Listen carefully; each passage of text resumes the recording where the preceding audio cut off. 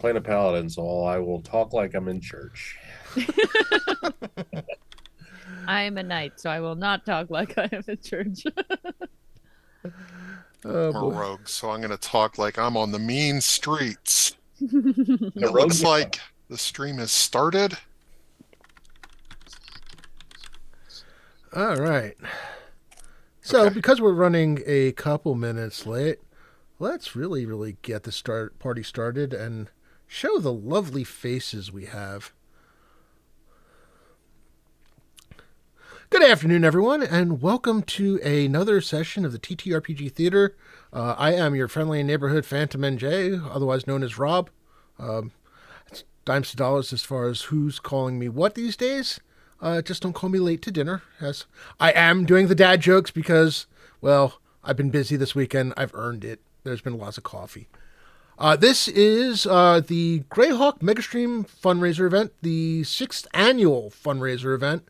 We're a bit of a prequel weekend, the main fundraiser, with all the lovely streamers. You can see them in the advertisement in the upper left-hand corner.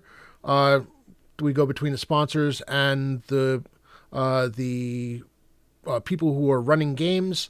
You can see we have quite the cast of people running games next week from Thursday through Sunday. Unfortunately, I was not able to be here for that. I have other plans that were made ahead of time, so I'm doing stuff this weekend. This is the third of 3 games.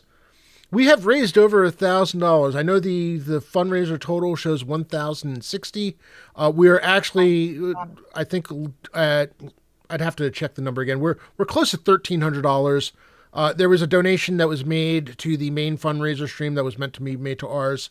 So we're a little closer to our goal of 3,500 than one would think. I am matching all donations up to that $3,500 mark. And if we hit it, I will add an extra $500 to bring my total donation to 4,000, and that'll lead us into 7,500 for the full-on fundraiser, where the goal is to beat last year's record. I think it's 25,415 that we raised last year. So yeah, every dollar counts. There's no such thing as a donation that's too small. And if you're not in a position to donate, please just consider, watching the stream, reposting any of the messages that you see in social media, now or for the streams next weekend.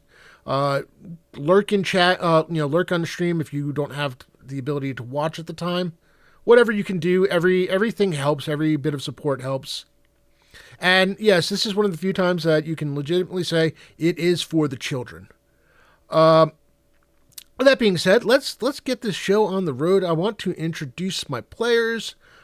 So I'm going to go by the nicknames that we have for them in either Discord or Twitch.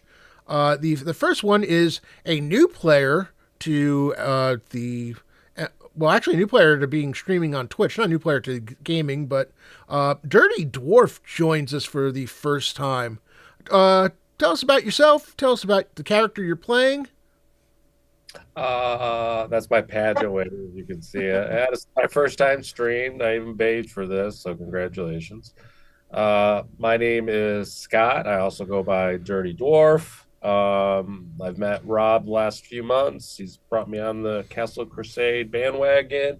I am playing Sonia's Lightbringer, level 3 Paladin. He's aloof, reserved, sanctimonious, bit of a fanatic, never gets asked to parties.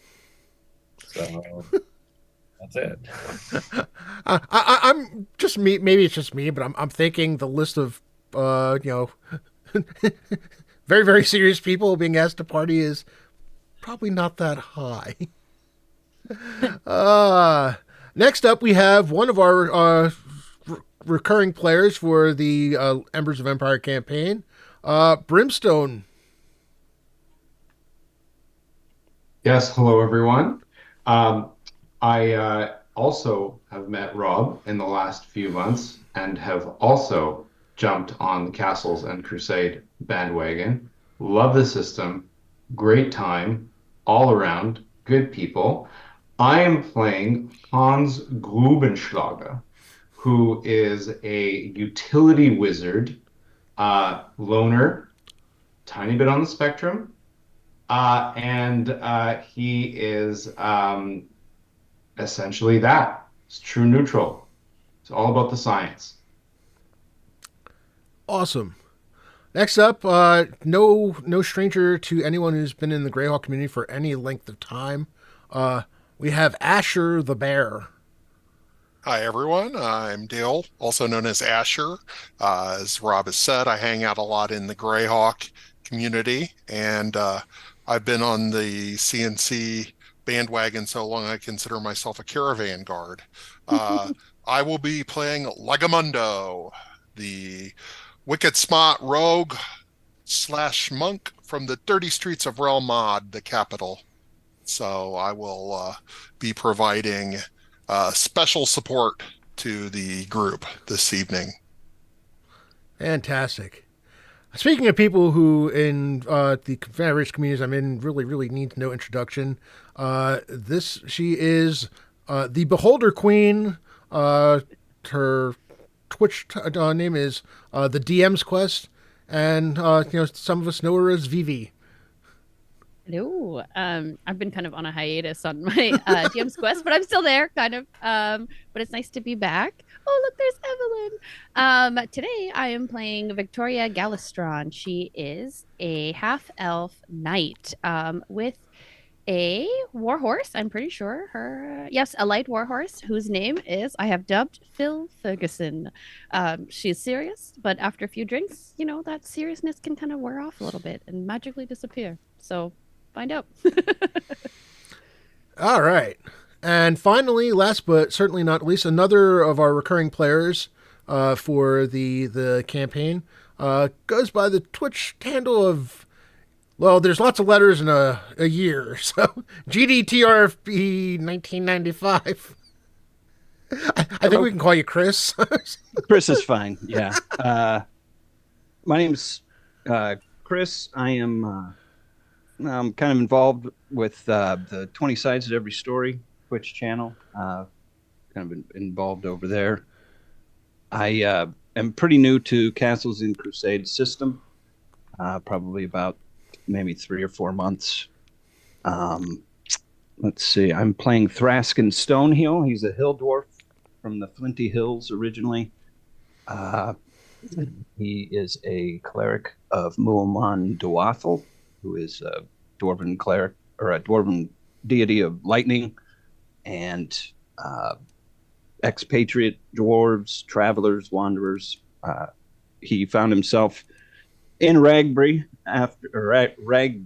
after kind of heading out from the Flinty Hills to, I guess, take his proselytization elsewhere, and found himself in the Salty Dog and signed up with the company.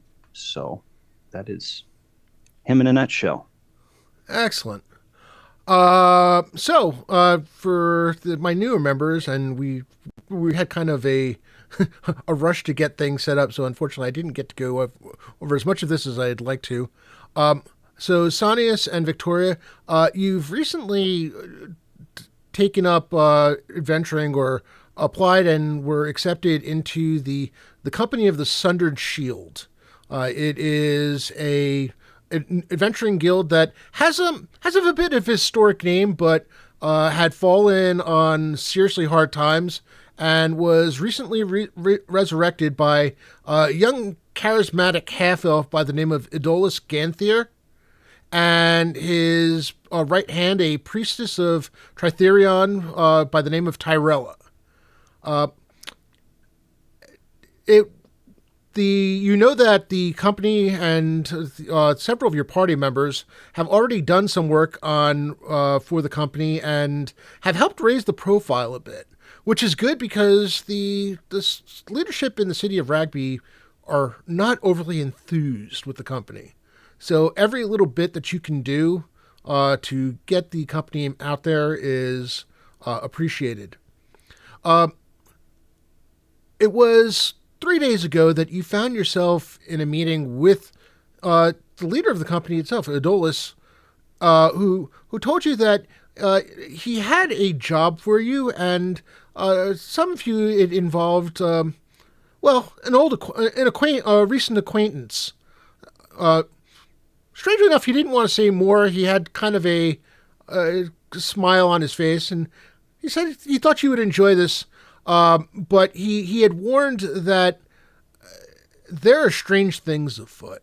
Apparently, there is something has been going on that has caused the veil between the mortal plane and the abyss to weaken, and fiendish things have found their way onto the mortal plane.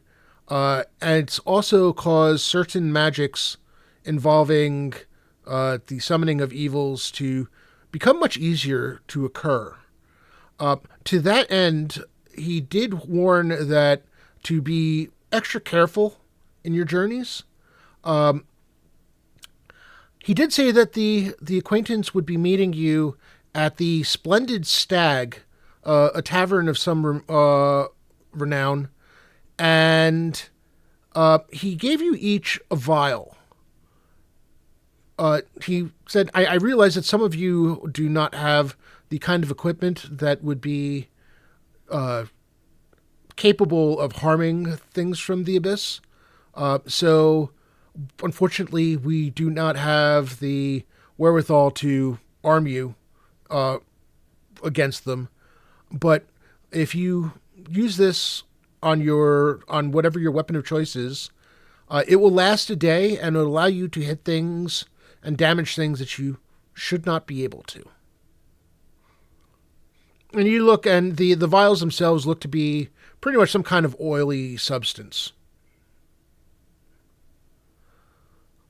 Beyond that, he wished you good journeys, and to the two new members, he said, I hope the two of you were, your applications were very impressive.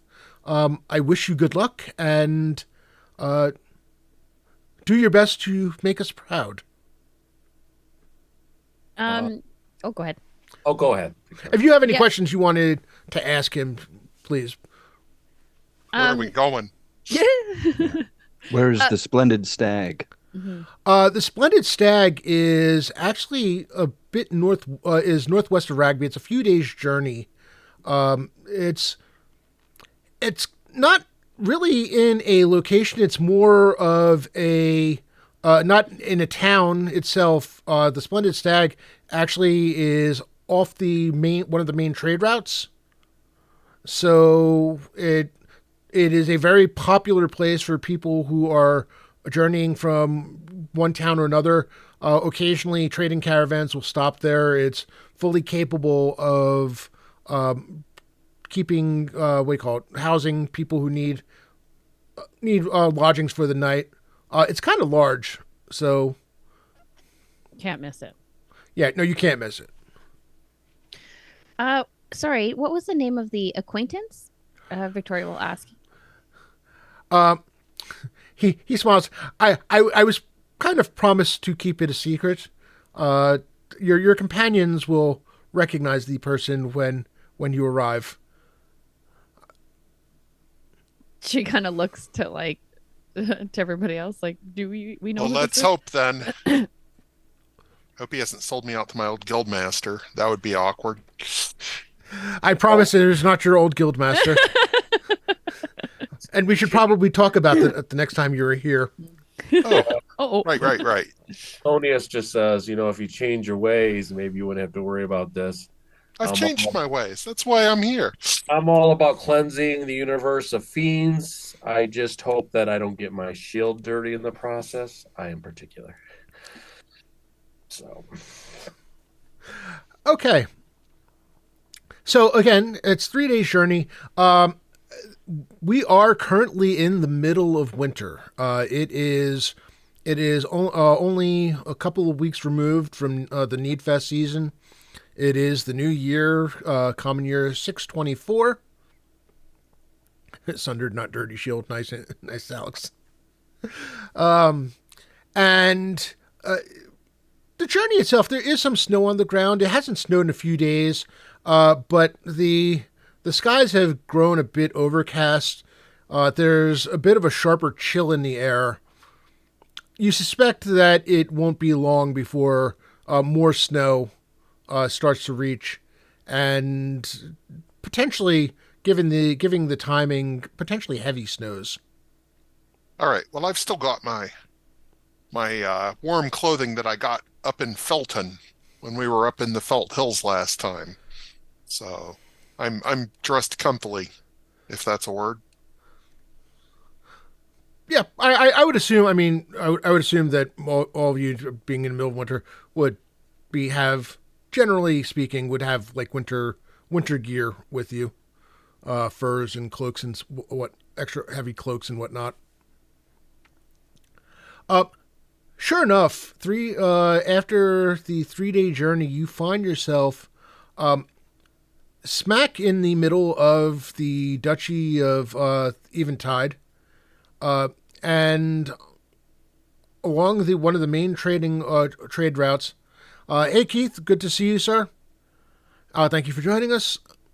And a rather large structure appears on the road ahead. You can see the smoke coming from not one but actually 2 chimneys, and it appears to be two floors in size, 2 levels in size, and fully large enough that it has its own stable. Oh, nice. It's also, the building is sitting all on its own at the side of the road. Okay. As you approach, there is a sign hanging above the door with a picture of a stag that it would have been hard to imagine a stag smiling, but somehow the artist managed to capture it perfectly, and you would swear the stag, if the stag was moving, would be dancing. It is indeed splendid. There is sounds of merriment going on inside, even though the door is closed to the chill. And there's also the sound of music being played, though not at a loud volume. All seems to be well. Very good. I point to the sign and say, "That sign appears factually incorrect." And then I push the doors open and step inside and let my eyes adjust to whatever light's inside. The warmth of the 2 hearths that fill the main room, heating the main room, is very, very welcome after the cold journey. The room is only about half full, but then again, it is quite a large room. You see several servers going from table to table, carrying platters of food and drink. There is a rather large bar that dominates the far wall. It doesn't quite run the length of it, but you figure about half of it, half of the length of the far wall is covered. There are stairs to the far right and far left leading upwards. And you also note that behind the bar, there is a door in the wall behind the bar, seemingly, based on some of the smells that are coming through the room, may lead to the kitchen. How many people did you say were in the common room? It looks to be about somewhere around 30 to 40 people in the common room. And again, this place is large enough that the room only appears to be half full. In the corner to your right, and then basically the near corner to your right, there is what looks to be not really. I wouldn't call it a stage. Almost a small dais where there is a young man playing a lute, not just casually. The music is pleasant enough. He's not singing, just basically playing music for soothing music for the crowd. He's not trying to put on a performance. He's just putting on background noise for everyone. That's Pretty much, very yes. good. Very good. There is a what appears a middle-aged woman, human woman behind the bar, and but it looks pretty busy. You've seen enough barkeeps spending their time cleaning mugs. This one is spending more time filling mugs than cleaning them, though there are occasional breaks in the action. Tori doesn't know who she's looking for, so she's kind of just scanning the area and scanning the room, just trying to see the patrons that are in there, just kind of getting a rough idea. Do I recognize anybody? As you look around, at first it takes a bit to figure out who it is you're supposed to meet, until a young man stands up. And Is it Percy? Yes, you find yourself looking at the dark-skinned figure of one Percival Gint, who you had met, one-time squire of Sir Reginald Danforth, and it's been about a month since you had last seen him. He does not appear to be wearing squire's robes, though. He is dressed in a suit of chainmail, and it looks like he may have just arrived not long before you had. Does he have like a gold collar of knighthood or something? As you look, you note that there is something around his neck hanging over his armor, and you recognize it to be a sunburst. Ah. Is that the symbol of the Knights of the Eventide? No, actually. Or is that a Palorian sunburst? Palorian sunburst. Aha. Got it in two. Hmm. Right. And seeing you, he rises to his feet and waves you on over. Wave to him. Well met, Percy. Lakamundo, it is so good to see you. Hans, Thraskin, and I see we have some new people. Yes, Indeed. these are some other members of our party. This is Sonius, and this is Lady Victoria. Oh, it is a pleasure to meet you. Are you the party who has contracted with our employer, or is this just a happy coincidence? Oh no, I am. Well, you have been contracted, but I agreed to be the contact for you. This one is actually both from Sir Reginald as well as the Church of Palor. Well, perhaps you could introduce yourself to Sonius and Victoria in whatever your new role happens to be. Well, I was a squire for Sir Reginald Danforth, and as it may be, I may join him once again under his leadership. However, for now, I am on my way to, well, as you can see, I've joined the Church of Palor. I have yet decided whether I will be joining as a priest or a paladin. I've taken vows in fealty to the church, but I have not yet made my decision which track I shall be taking. But there is one other I wish you to meet, and that's the point at which you realize that sitting behind him is a young, well, looking young half-elven woman. At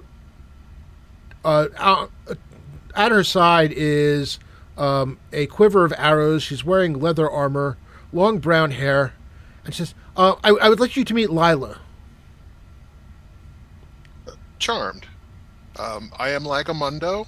These are my compatriots. We are members of the guild of the Company of the Sundered Shield.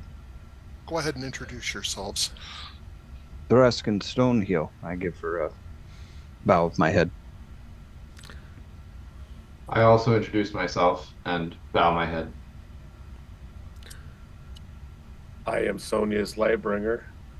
I bow my head, and I hand the soon-to-be cleric a pamphlet to Saint Cuthbert. Keep your options open. Victoria also not surprised at this gesture in her short time with Sonius, but introduces herself. I'm Victoria. She stands and smiles. She returns the bow and she says, it is a pleasure to make all your acquaintance. I'm happy that Percival was able to obtain such help. He's told me a bit of the what you have done so far, and I found it to be very impressive. Uh, Percy's like, now that everybody's introduced, please sit down, friends. I have drink and food coming while we talk. Excellent. Perfect. And sure enough, it's only minutes later, maybe a minute or two later, that one of the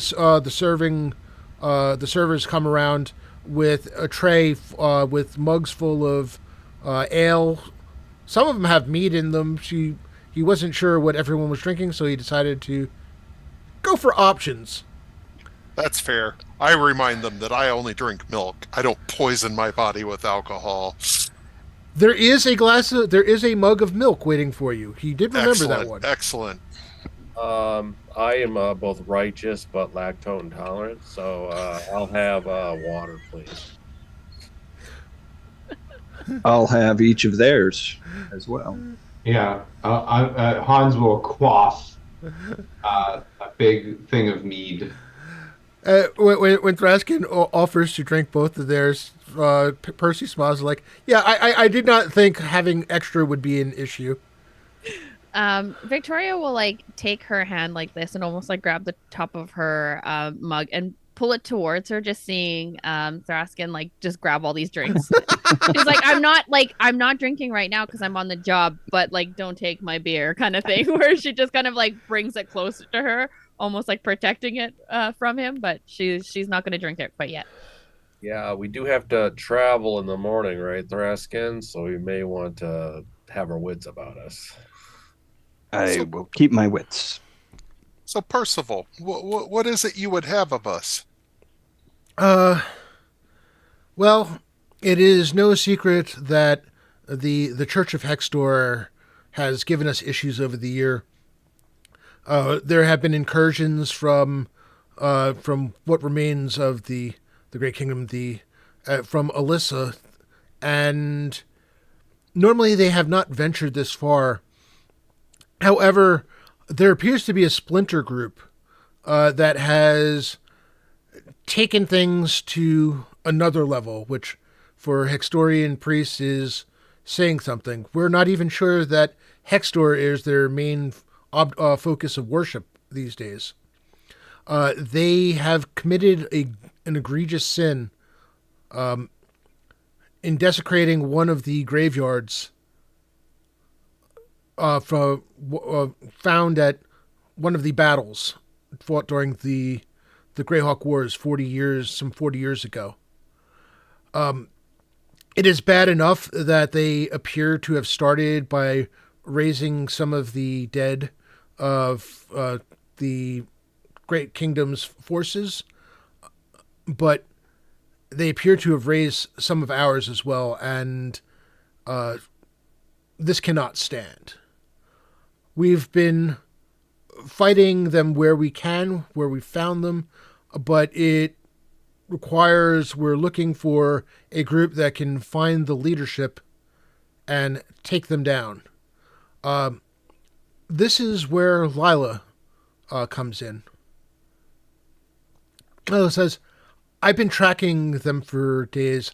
I have some idea of where the cultists themselves are holed up. It is kind of remote, and I was curious as to what it was they were looking to do and why they did not find some place of shelter There are rumors that they're looking to summon. They have been making preparations to summon something much more dangerous than skeletons, even those skeletal warrior types. You've heard, and at that Percy interjects. You've heard about the issues with the veil. Yes, there's been some talk amongst in amongst our company members. They were just several of them had dealt with terrible things recently. Well, I worry that if we do not put a stop to the leadership of this cult, something far worse may be let into the world. These are the types that do not care what the consequences are. They would happily watch the world burn to achieve their ends. Do you have a Oh, name of the one in charge? That I do not know. We've been trying to find their names. We know their location, but unfortunately, those secrets, even the few of the cultists that we've been able to find, preferred to go to their deaths rather than reveal their leaders' names. so So Percival, have you already signed a contract with the company, or shall I produce one? The contract has already been signed. Excellent, Eh, excellent. part of the contract. I wanted to surprise you. I hope that you did not take it as an affront, but I wanted to be able to surprise you No, when no, you're out. our leadership was seemed to know that we would be surprised and was content to leave it that way. So I was most excellently happy to see you. I just wanted to make sure that the formalities had been addressed. Yes, absolutely. So, tell us, Lila, where are these hooligans located, and what sort of defenses have they? The Well, they are off of one of the more remote trading routes. There is a bit of a plateau that they have made their camp on. We believe it once was a place of power. There are some stones still set that have not yet that have not yet fallen. Um, it is concerning because it is miles from nowhere. It is not the kind of place one goes if they are concerned about protecting themselves or protecting anyone else. If I had Hmm. not been able to track them, we would have had no idea because until it was far too late. Lila, will you guide us, or I are will be you coming just with you. providing a spot? Okay, excellent, excellent. Can you show us where on a map it is if something happens to you? Yes, yes. And she pulls out a map that she has, and you see that she shows you the path, the trading route. It's off of, and then there's a point where the trail it goes off trail. It is from there. It looks to be another 2 to 3 miles to the location. Hans is going to take out a piece of parchment and he's going to create a rough sketch of the map based on our conversations and what her description is. So that way, at least we have um, a copy of X marks the spot kind of situation. Okay, excellent. And Lila, you had brought up that this was a group that had splintered off from the Hexterite Church. Yes. Is that who they still worship, or have they delved into something even darker? I believe they've delved into something even darker. Uh, we've managed to turn or break Hexterite zealots before. These would not be broken. Usually, well, let me rephrase that. It is a matter. Percy says it's not so much the fact that they wouldn't break, but we're used to Hexterites being very, very proud of their allegiance to their god. These would not speak of it at all. At this point, Sonia speaks up and he says, I'm all about cleansing sinners with my sword. So I think we should make haste. Yes, let's prepare and be ready to go at the break of dawn. Excellent. How far does it look like it would take us? It looks like it would take you about a day's journey. Okay. Uh, To arrive at night.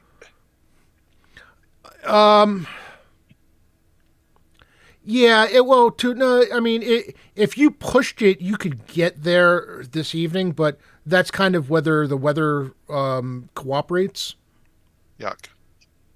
what does the Splendid Stag have for flammable liquids? Brandy? Oils, spirits, Lots of beverages. alcohol here. Whiskey. The Splendid Stag is well stocked in various alcohols, all kinds of liqueurs. They might take affront if you tell them what you're using it for, but the alcohol could be had. Okay. If you wish to buy a jug or a bottle, and Yeah. don't tell them, they'd be more than happy to sell it to you. It will cost you though. Okay, how much is it for, do they have lamp oil there? They don't have lamp oil. It's not. I mean, not for sale anyway. They whatever lamp oil they have, they need for themselves. For sure. Okay, I will buy a couple bottles of their strongest spirits.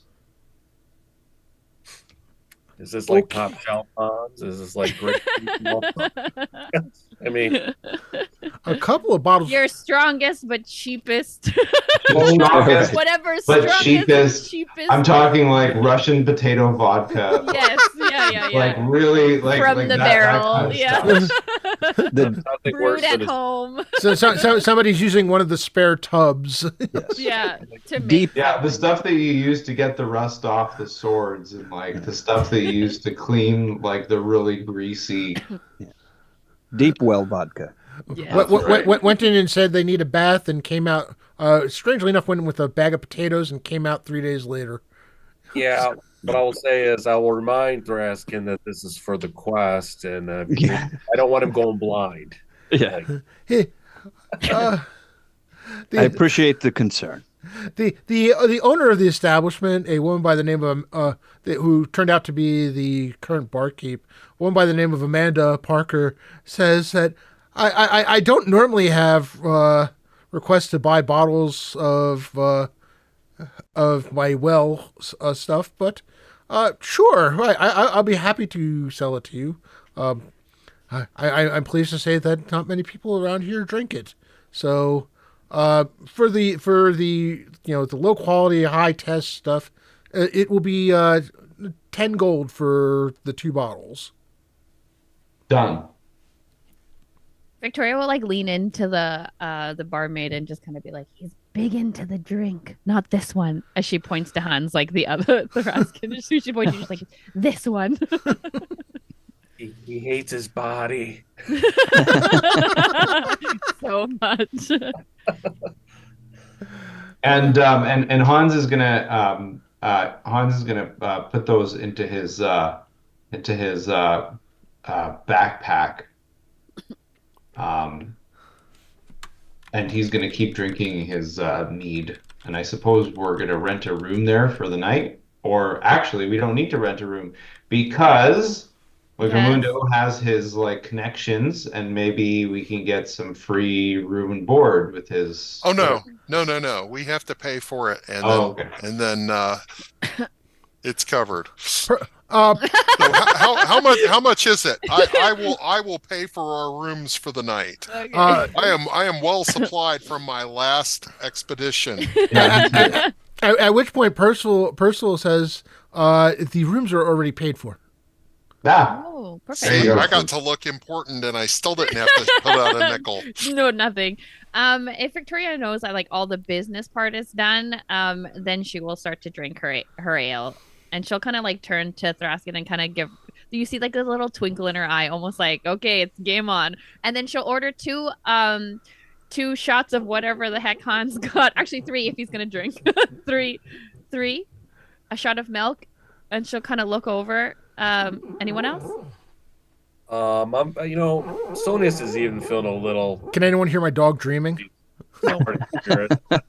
And I ask for some tea with 2 tea bags. Yeah. Getting wild over there. Yeah. Drinking the caffeine up. You know, you can't have too much caffeine before bed because then you won't sleep. Well, I sleep on the floor as penance for my previous sins. Oh, okay. Fair. Yeah, and so she'll get a round of the shot of that super strong, super cheap drink. Just for testing purposes. Right. Science. For science. All right. So who's trying the high test stuff? Oh, I'm What? I'm gonna be trying it, but I'm gonna do something cool here. Just give me one sec. I just lost my handbook. Can I just a quick ruling here? Can I use Mage Hand to take a shot? Oh, absolutely. Yes. All right, cool. So I'm gonna do this really cool thing where I'm gonna cast a little cantrip and I'm gonna make the shot glow like a cool purpley, like sparkly thing, like it's about to go off. And it'll float in like this cool, like, whoa, what's going on? And then I'm gonna smash it back and just kind of do a little performance for everybody. Because that's what wizards do at bars. Yes. That's right. Excellent. Love it. All right. My dog is. Now we can hear him. Now Now we I can hear him.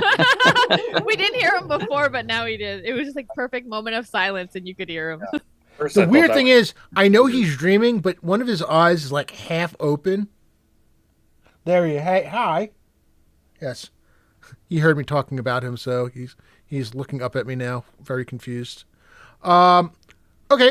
Those of you who are taking a shot, give me a Constitution check. That's a D20, your level, and your Constitution modifier, and that let me know whether or not it's prime. Do I get my poison bonus for being a dwarf? I mean, that's fair. I'll give you the poison bonus, sure. It's a poison, technically. It is a poison, technically. Lagamundo even stated it was a poison. It is a dirty 20. Okay. Victoria? 16 for me. 16, and it's a prime or a no? Mine is not prime. Okay. I don't know what prime is, but I'm just gonna. Your character sheet should have either a couple of places where next to the attribute it's colored in. Those are your primary attributes? No, I rolled a 9, but I got a +2, and then with my level, so that is a 14 total. Okay, but it's non-prime? No. Rob, I've had a bit of tea. Do you want to see if I have to use the restroom? Give me a Constitution check yourself. All right. That is a 19 prime. Oh. You're handling your tea quite well. It's a strong tea. You're pleasantly surprised. Yeah. Victoria, you said that was 16. That was a non-prime for you. Non-prime 16, yeah. Oh, this stuff is everything that you were warned it was, and then some. It goes instantly a bit to your head, and to your throat, where your throat feels like it's on fire. As she kind of chokes on it, she's like, one more round. Hans, you're definitely this one is like pure fire down your throat, and you inhale after it, and it's almost as if you had like momentarily sniffed glue. Uh, Little lightheaded. yeah, Sonius looks over at Victoria, who's drinking, thinking she's a knight. Is her like coat of arms like a tankard? I mean, what's going on here? So, Meanwhile, I think the test shows that it will surely burn. Meanwhile, Thrasian's like could use a bit of flavor of something or other. Not terrible, but yeah, well, Sonius is only drunk on self-righteousness, so the rest of the party. He's just high on life. Meanwhile, Percy decides to take a shot himself.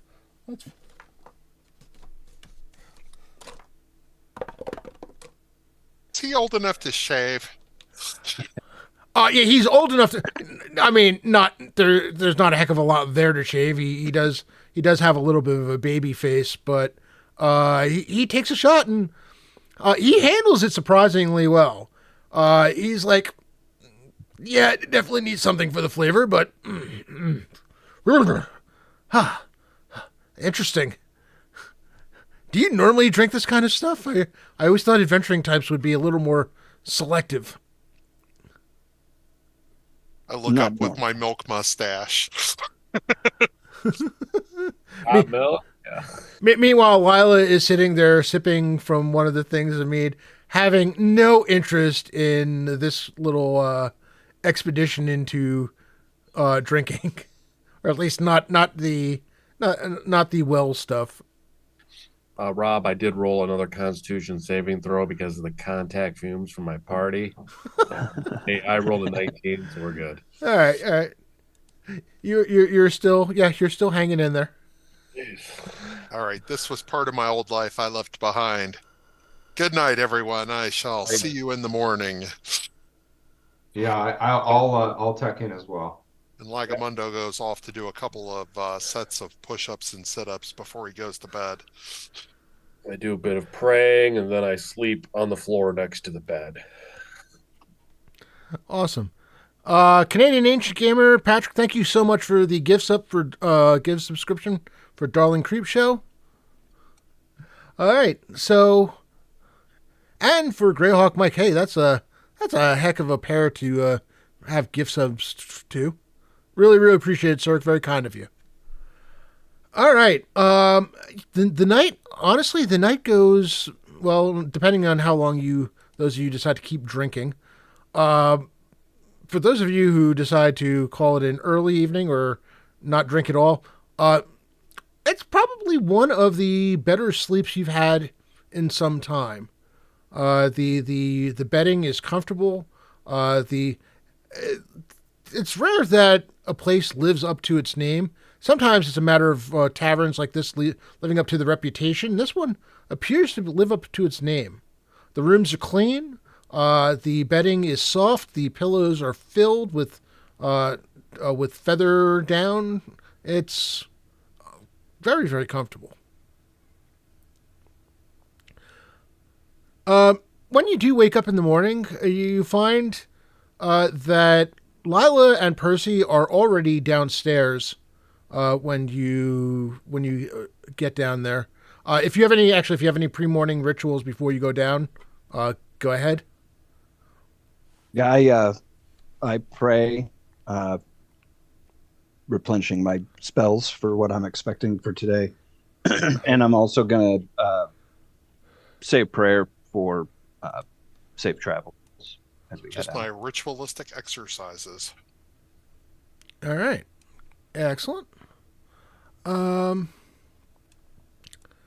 So when you get down there, not only are they in the middle, they are seated at thing, and look to have started breakfast. You find on the table, they are occupying the same table that they did the night before. There are already plates of various pastries, some breakfast meats, sausages, bacon. There are pieces of. There are several rolls that look to be freshly baked, possibly even still warm. And a small plate that has a small pile of butter. Your person who stands up and says, you're all here. Great. Wonderful. Come, please. You should have some breakfast before you start your journey. Wonderful. Hans. Oh, sorry. Go Nope, ahead. that's all. Wonderful. Yeah, Hans has no reason to doubt the veracity or the goodness of this food, so he will just take exactly his fifth between the party, and he will eat that. Ready to go. Awesome. Shortly after breakfast is served, and for those who wish, there is coffee, tea, milk.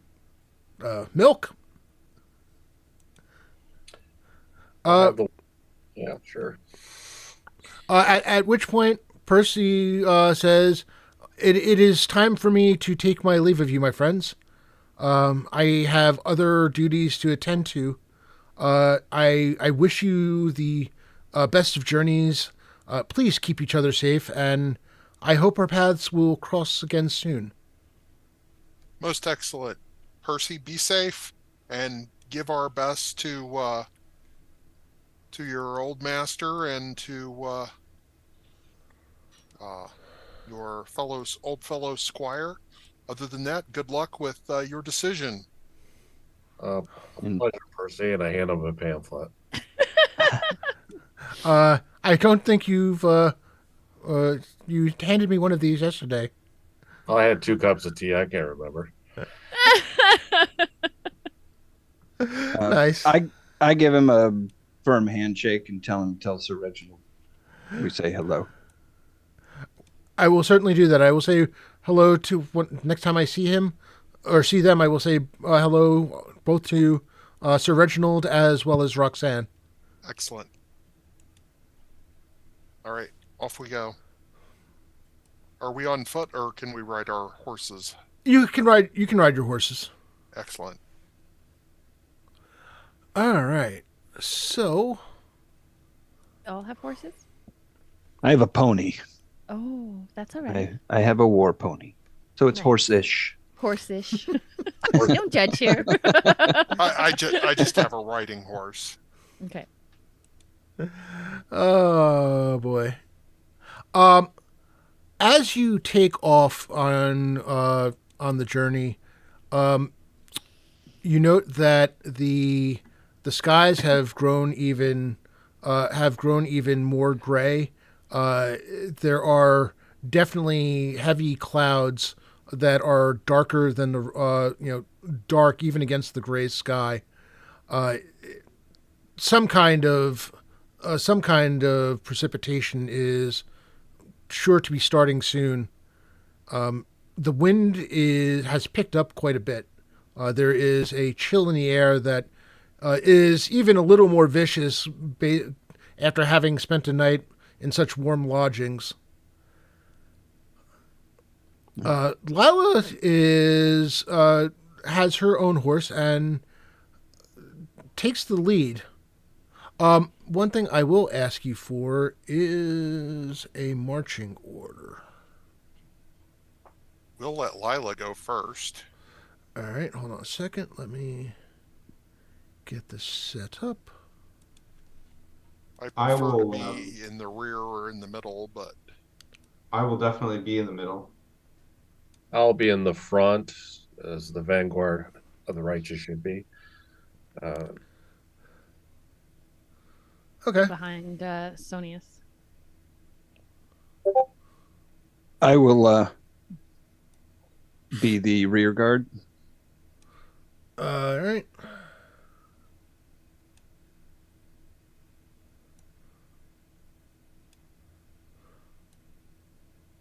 Lagamundo, where did you want to be?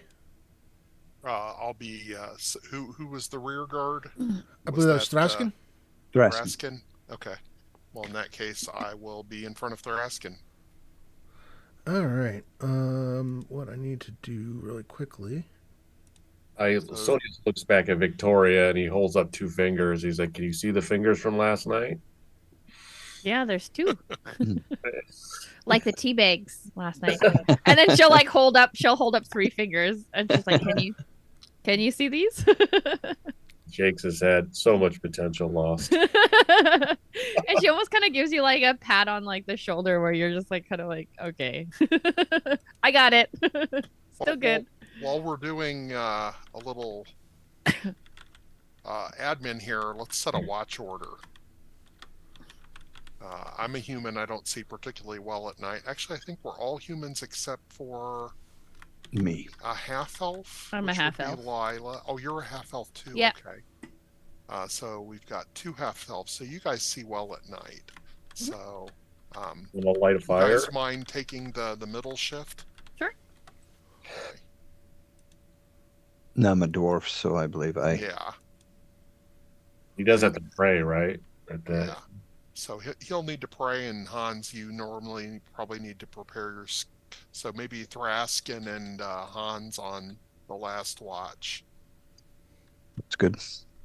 And that leaves me and Sonius on the first watch, I believe. And Lila can hang out whenever she wants, I guess. And is there anybody here who is particularly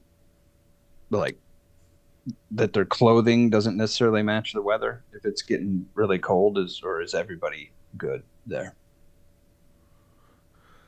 Because I could cast endure elements on someone if they're more lightly clothed. Hans, are you bundled up? Yes, I purchased some clothes after our last encounter. Okay. He also purchased 2 bottles in case anybody is in need of warming from the inside out. Yeah. You're right. Absolutely. If I want to melt my stomach, yeah. I know, guess never I could. I didn't purchase anything specifically warm weather, but I think the cold weather cleanses me and keeps me focused. So. Okay. All right. So we've got our marching order, and if we needed our watch order. So I think we're ready to roll. All right. Off we go down the road, letting Lila set the pace. Lila is as you journey along the main route, the trading route. She is rather quiet. She kind of keeps to herself. She's not evasive. She just doesn't chat all that much unless someone directly asks her something. Mm-hmm. She seems more focused on the job than worrying about making friends and such. That's not to say she's, like I said, not to say that she's unfriendly or anything. She's just behaving professionally. Yeah. Basically.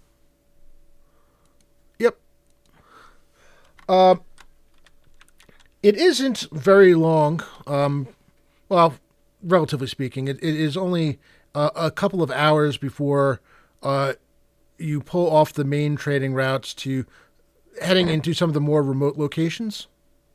The snow has started to fall, and the cold is picking up.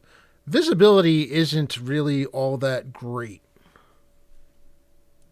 Yuck. Mm-hmm. Hopefully we don't have a winter storm warning.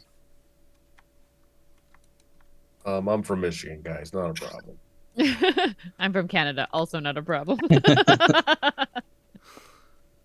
This feels like cheating. My character, the same. All right. Well, we'll keep going on horseback as long as we're able to. Yeah. And you're able for quite a while. You figure it is after are you stopping at any point for trying to eat something, or are you just eating on the road, or what do you decide to do with that? I'm fine with just eating trail rations and Same. nibbling ration sticks while along the road. But Yep. if we need to take a break, we can. I'd like I'm to fine make with trail time rations. before we're bogged down by snow. Mm-hmm. Agreed. And we're all on horse anyway, so we can eat while we're walking. So you figure it is maybe shortly after midday that it gets to the point where the at least if not stopping completely, the horses probably could use a break from carrying you. The footing is getting a little deeper. Not to say that it's going to be any more pleasant for you to be trudging along in it, but the horses themselves have been going for a while with your equipment, all of you in your armor, and going through the heavy snows. Is this terrain hilly or plain? They're hilly in the sense that there are some small ridges. No real high hills. It's not like you're traveling through any true valleys or such. The terrain is a little uneven. The path itself, for the most part, seems to be reasonably even. It's been worn down enough that as far as the footing goes, it's not terrible. But there's a little bit of hills and such. Yeah, the Anodian Hills go heavily into the Viscounty of Eventide, so or the Duchy, as it may be. Robert, you said there was snow on the ground already, and it's starting to snow again? Is that what you said? Yes, yeah. The snow on the ground, the snow that was on the ground was not bad. I mean, it was from several days ago. And there are places where you can see where there has been some people passing by, whether it be in the marks of carts going past. You get to a point where there's little to nothing in terms of things on the ground, and you realize any signs have been covered by the newfound snow. Okay, that's what I was looking for. I wanted to look at footprints or anything, but if I can't see anything, then we'll just keep going on. Yeah, and I will keep my eyes out for perhaps like an overhang or something that we can at least get the horses under or something, a little bit of shelter from this if we need to stop and make like a base camp or something. You're finding spots where overhangs. Your best bet looks to be finding one of the areas where there may be a couple of trees. There is not much else, and how much cover it'll provide is questionable. The wind is blowing some of the snow sideways. It's making visibility a little rough. I would like everybody to give me a wisdom check.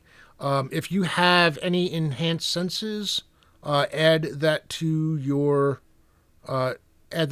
check. Not even close. 2 non-prime, Rob, so I'm not even sure I can see myself. Okay. 19 prime. 19 prime. All right. 16 not primed. Let me check on well. 14 not prime. All right.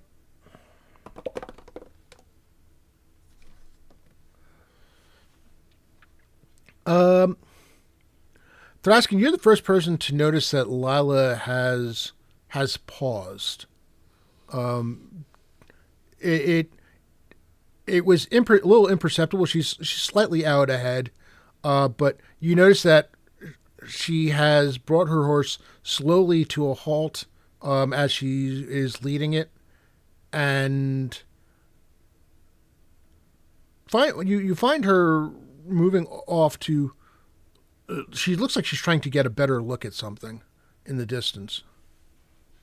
All right. If I see everybody else kind of moving up, from the back, I say, hold. There's something out there. and the snow, the blowing snow is making it more difficult to see. I heard, I can hear even through the snow the sounds. I can't identify it. Does it sound like footsteps? There's a no, not footsteps. Um, it sounds like things, some kind of. I This is going to sound strange, but I would almost swear there was a baby's rattle out there, more than one. It's the closest thing that I can come to the sound. Baby's rattle? That doesn't make any sense. I think she's still drunk, guys. Let's go. Did I she mean, drink baby last rattles night? never made sense. Why would you give a kid a noisemaker if you want to get some sleep? Yeah, poor parenting is worst. How I'm gonna pull far? out- I'm gonna pull out and ready my wand of magic missile. All right. I'm gonna ready my sword, I guess. All right. I Excellent. was born ready. How far out do you hear it? She takes another moment to listen closely. And I am going to bring up the next scene where we will have the map. Let me bring you a little further on the map.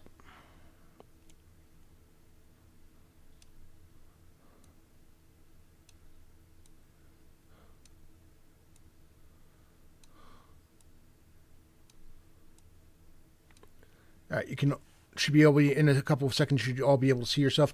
Actually, Thraskin, you're currently up front talking to her. And for the 3,273rd time this weekend, I tried to move things on the on the overlay instead of actually on the map. So, yeah. Oh man. She listens closely.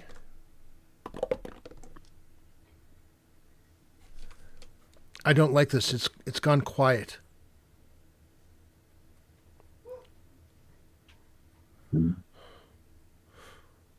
I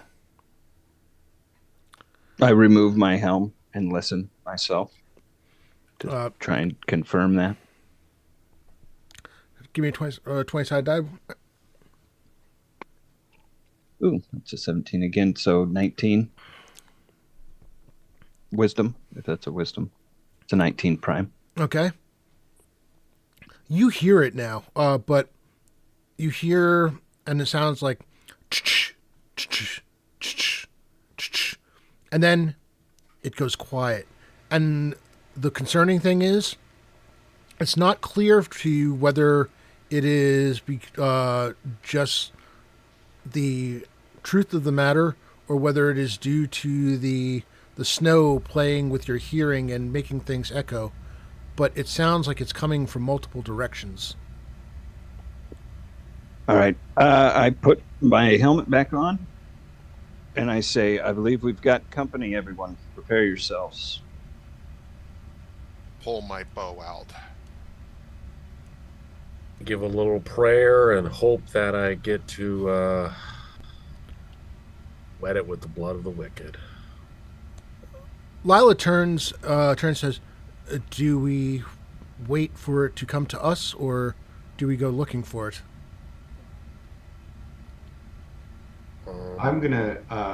I will suggest that perhaps it's best not to go looking for something in a snowstorm. We don't know what kind of magic or witchery there is. I'm hearing it from all directions. I say we We move as a group forward, so at least we're going towards one. Correct. Good plan. Okay. Sounds good. I'm a do-gooder, so I like to look for trouble, but I'll... I suppose I'll behave, I guess.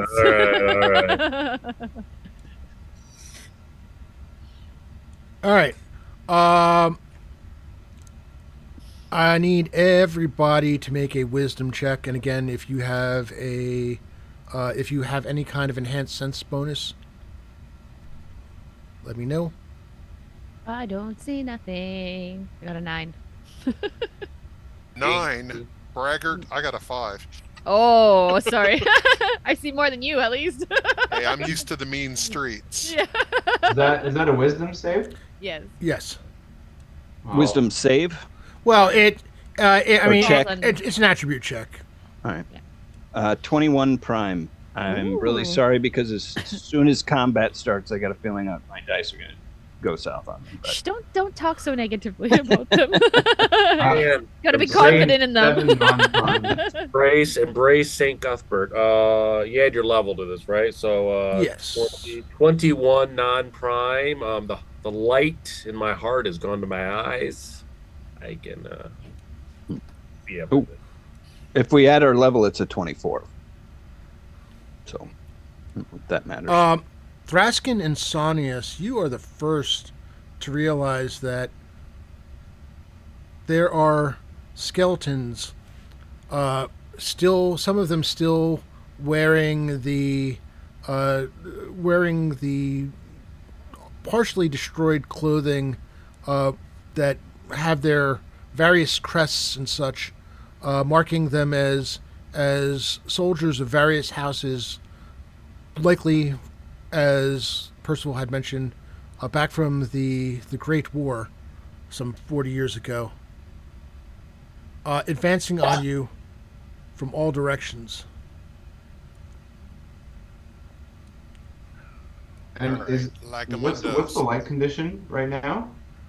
The light conditions, the lighting is fine. The snow is the bigger problem, which is why you didn't notice until they got relatively close to you. You know what? This is divine punishment for me having 2 cups of tea last night. Should have stuck with 1 tea bag. The other thing that you notice, and probably what drew your attention to the threat first, beyond the sound, there are 2 figures, one behind the group, one in front. Two men, middle-aged men in blood-red robes. Well, that's got to stand out in the snow. Yeah.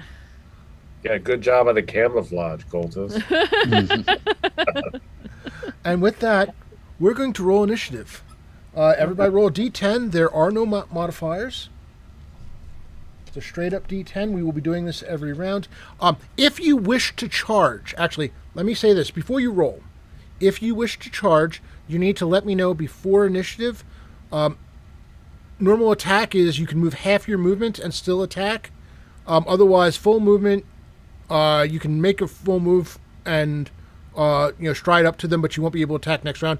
Charge will let you make your full movement and attack if you make a beeline towards one.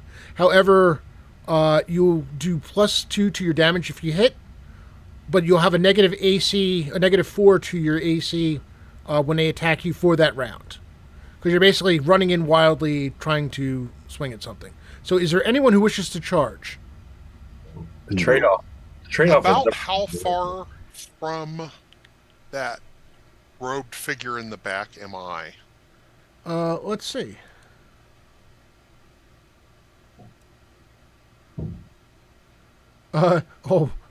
You're about 25 feet. Rats. Okay. Actually, no, I'm sorry. Hold on. Wait, no, that's not true. You're 20 feet. I had it going from the wrong side. Ah, well, that would actually be perfect. I could actually move and attack him with half my movement. So do we want to concentrate our firepower here? I leave that up to you.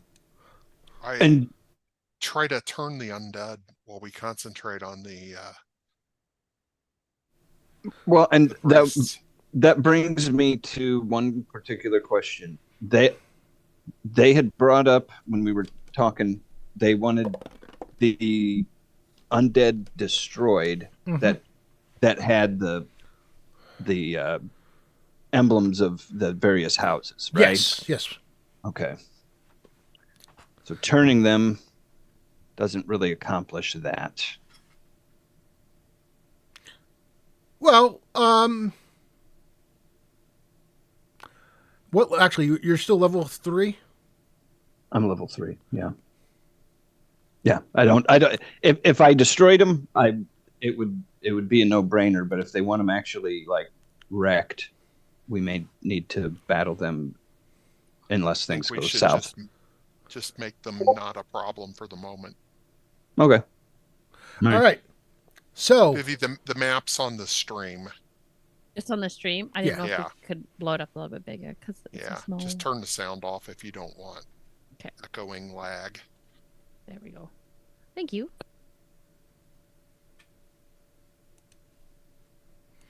all right. So the party enters its first combat.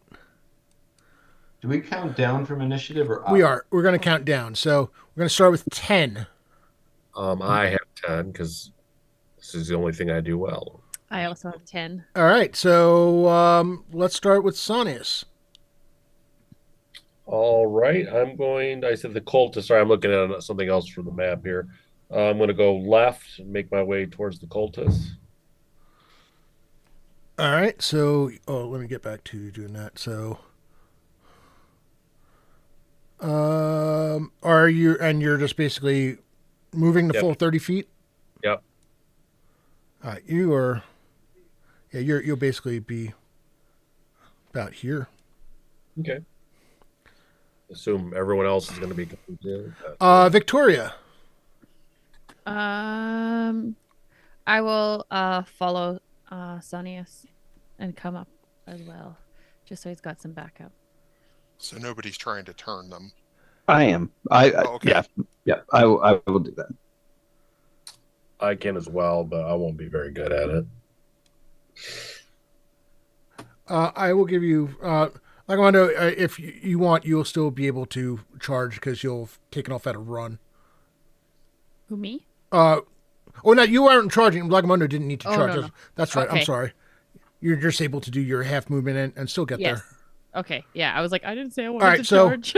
on 9, Lila takes aim with her arrow, her bow and arrow, and fires directly at the cultist in front of the group.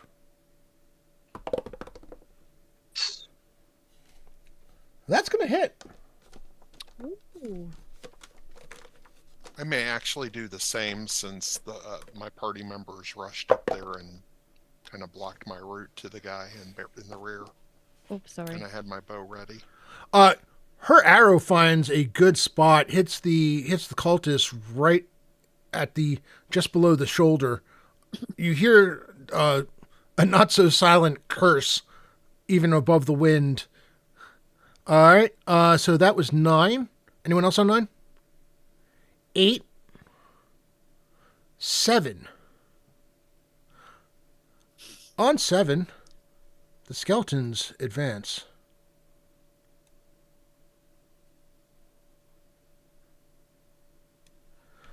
Let me verify one really quickly what their movement rate is. Oh, their movement rate's all right. One skeleton advances and takes a swing with the sword at Lagamundo.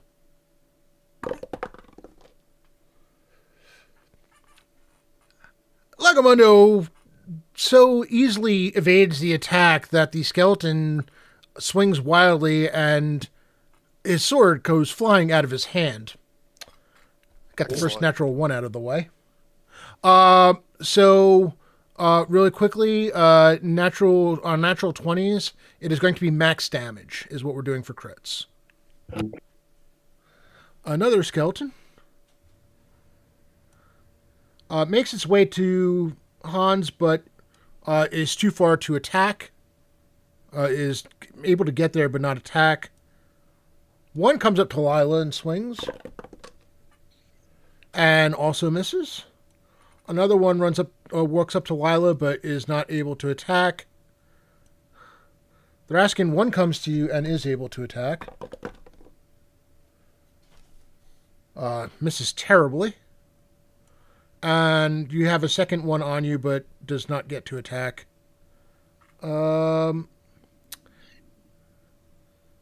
Victoria, as you ran up to the cultist, one was standing right there and swings at you. That's going to fail. And finally, one at Sonius. Yeah, all right. I'm going to need to use the other bloody dice because these are obviously broken. No, keep using the broken dice. Oh, man. I prefer rolled it a whole that way. bunch of things, and I don't know that I had any of them roll above 10. Actually, I'm not sure I got a 10 at all. So that was 7. Anyone on 6? My turn. My turn. Yep.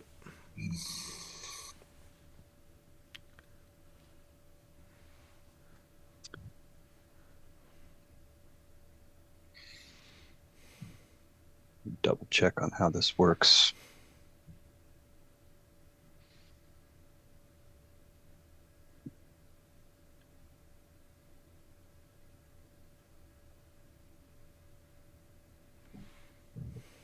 Yep, I pull my holy symbol out and kind of move my horse in a circle Okay. and begin Turning. chanting. Yep. All right. What is the range on turn? 60 feet. Nice. That is everything. Yep.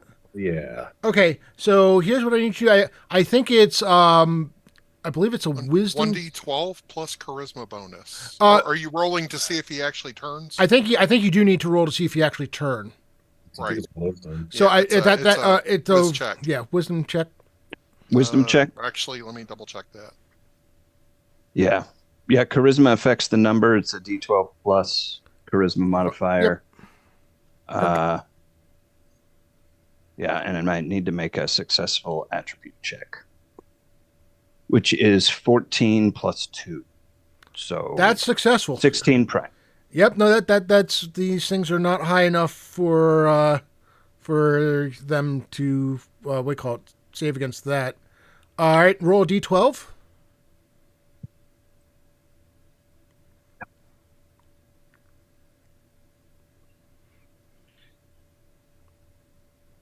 Uh, 9 on the die, so 10. Sweet. Wow. They are turned, which Nice. will take effect next round. All right. Also on 6, the priests go.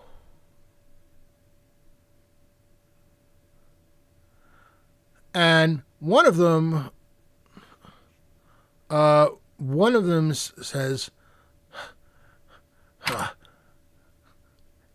you think you have any hope of saving this world? No, it's going to burn. It will all burn. And you hear him chanting. Thraskin, you find yourself... Actually, I'm not sure you'd have the spell yet. Do you have spiritual weapon?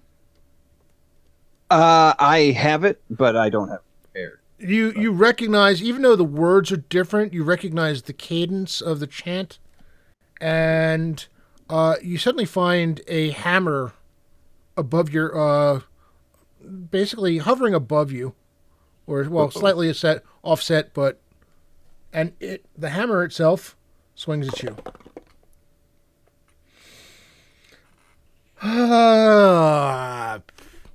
I am guessing that AC 15 is not going to hit. It is not.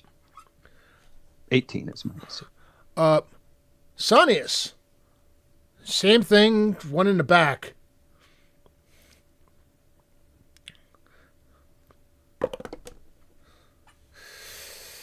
Another hammer, another fail. At least I got one. At least I finally got a roll above 10. But I do kind of look around like, why are these hammers just dancing around me? oh man! All right, so that was 6, 5, 4, 3. Actually, has everyone gone yet, or is anyone missing? No, I Like- rolled a oh, that- 1 for my That's right. initiative. I may have been born ready, but I was apparently lost in analysis paralysis. Okay. So since this guy ran forward and attacked me, and I have my bow out, I'm just going to just leave my, bow in my left or in my right, or yeah, I guess you hold your bow in your left hand normally, and I will cold cock him right in his skull. All right. We seem to have temporarily lost Vivi. Yeah. No. Mm-mm. All right. Oh, I rolled well. 18. 18's going to hit. Yeah, it is. All right. Let me do some damage. 7 points of smash for Mr. Skullhead, this bonehead. That is going to be enough to destroy Mr. Bonehead. Vivi's rebooting. She'll be back with us. Okay. In a moment. Excellent. Hans, did you get this round yet? I am also a number 1. All right. Number 1. Just a quick mechanics question. I have a skeleton right in front of me. Mm-hmm. If I use my magic missile wand on someone else, does that skeleton get an attack of opportunity? Or For a Can I wand, step for back? I'm going to rule for a wand. No. okay, I am going to unleash 2 magic missiles. I'm assuming the wand I have is a level 3. Like what? Yeah, it's high enough that you can. Yes, it's high enough that you would get 2 magic missiles. Perfect.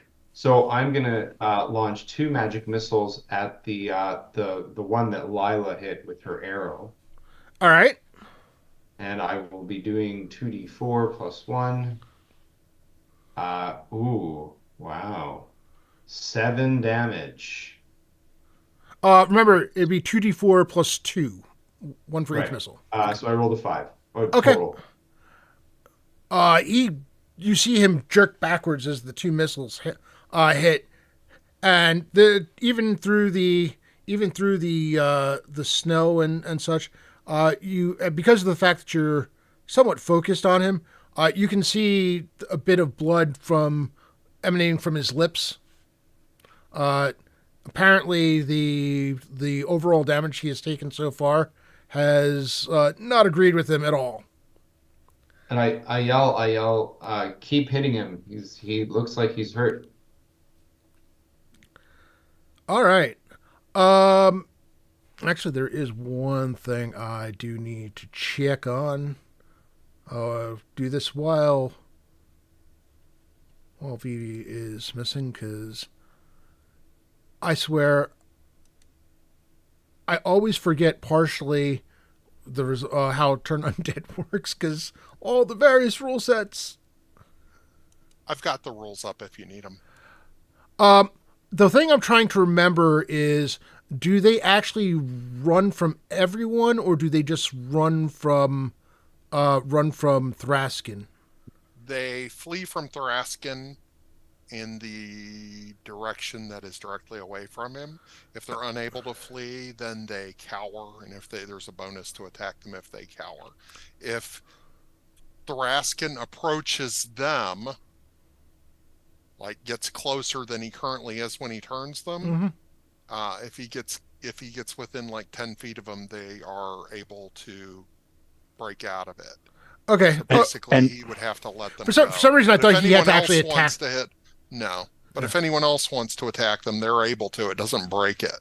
Correct. I was going to say, yeah, as long as I don't physically attack one or move closer to them. Okay. I knew about the physically attacking part. I did not remember the moving closer to them part. So let's do this. It's the next round.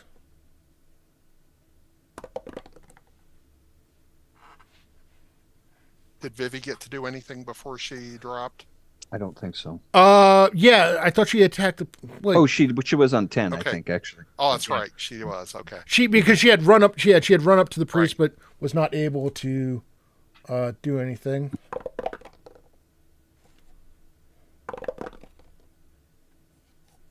Okay. Nope. Actions. Are we rolling our initiative or Yes, roll declaring initiative. actions? Okay. This Uh, this particular round, Rob, I am taking the dodge or the evade to protect myself or give okay. myself a bonus to AC, and at this particular point I'm not moving. I am just defensive posturing. Okay. Um. Yeah. Something she said she was completely rebooting her computer, right?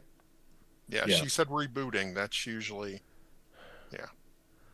All right. I just have to have her go whenever she actually gets back on. 10. I rolled a 10 again. All right. Now the priest next to me, is that the one that was hit and cursed? No. It was the one on the far side. That's too bad because I won't tolerate swearing. So I'm going to hit it with my longsword. All right. Does a 19 hit 19 hits, yes. for 7 points of sanctimonious damage. You feel your sword come down hard on the armor this guy is wearing off his cloak. It staggers him. There's a loud sound. You're pretty sure that you've put a rent in his armor and done some damage otherwise. He grunts and stares at you with vicious hatred in his heart. By the way, I love the fact that with her gone, it looks like Thraskin and the two of you are keeping her place warm for her. I got like the split screen of the two of you in Victoria's window. So that was 10. On 9, actually, do any of you have an attack on 9? Nope. Okay. On 9, the skeletons start running off. Actually, this one tries to like move up the hill. They're just Can thwack them if you want, if they're right next to you when they run. Well, I guess they actually, well, they don't do a fighting withdrawal. They're just fleeing, so you can thwack them if you want without fear of reprisal. Except you, Thraskin. Correct. Unfortunately, there were none next to me, so I couldn't send them a parting kick in the rear. Their bony ass. they just scatter. They want no part of Thraskin. All right, that was 9. 8. 7. 6. Right here. Since I still have my bow in my hand, can I adjust just a little bit south so I don't Here we have go. No, I'm risk, fine. I'm fine. so I don't risk hitting my comrade there and shoot at the cultist up front. All right. And I am going to roll my short bow. Nat 20. Nice. Could you guys hear Foundry in the background? No. Okay, it did the whole ta-da with confetti and everything. So yeah, I got a 24, so I was nat 20, so I should be just flat 6 points of damage. Nothing special about my short bow. That arrow finds purchase on his other side. Unfortunately for him, it is right at the heart. He kind of looks to avoid and ends up actually kind of leaning just in the direction to get hit, and he slumps to the ground. Dead. Yes. Nice. Sorry, which of the priests was that? That was the one that was in the direction the party was headed. That had been hit multiple times already. Oh, so by me and by Lila. Yes, but yeah. Okay. Okay, cool. And I need to switch two of you around. Hold on. This is the fun part where I get to play which Zoom is which. What's the initiative that we're at now? I was on 6. That was on So- 6. Oh, I'm on 8. I my screen froze. Okay, and no problem. Actually, Vivi, roll 10-sided die for initiative and let me know if you are anywhere between 10 and 6. Okay. All right, go ahead, Hans. Okay, so I will shoot my magic missiles at the one remaining priest All right. for 2d4. That's nice because you don't have to roll to hit. You don't have to worry about hitting your comrades. Mm-hmm. 8 damage. Sonius and Victoria, you it's a weird thing. Instead of like the kind of whistle that you would normally hear as an arrow flies past you, it's almost like a zzz sound. And you see him stagger, basically him take a step backwards as the 2 magical bolts smack into him.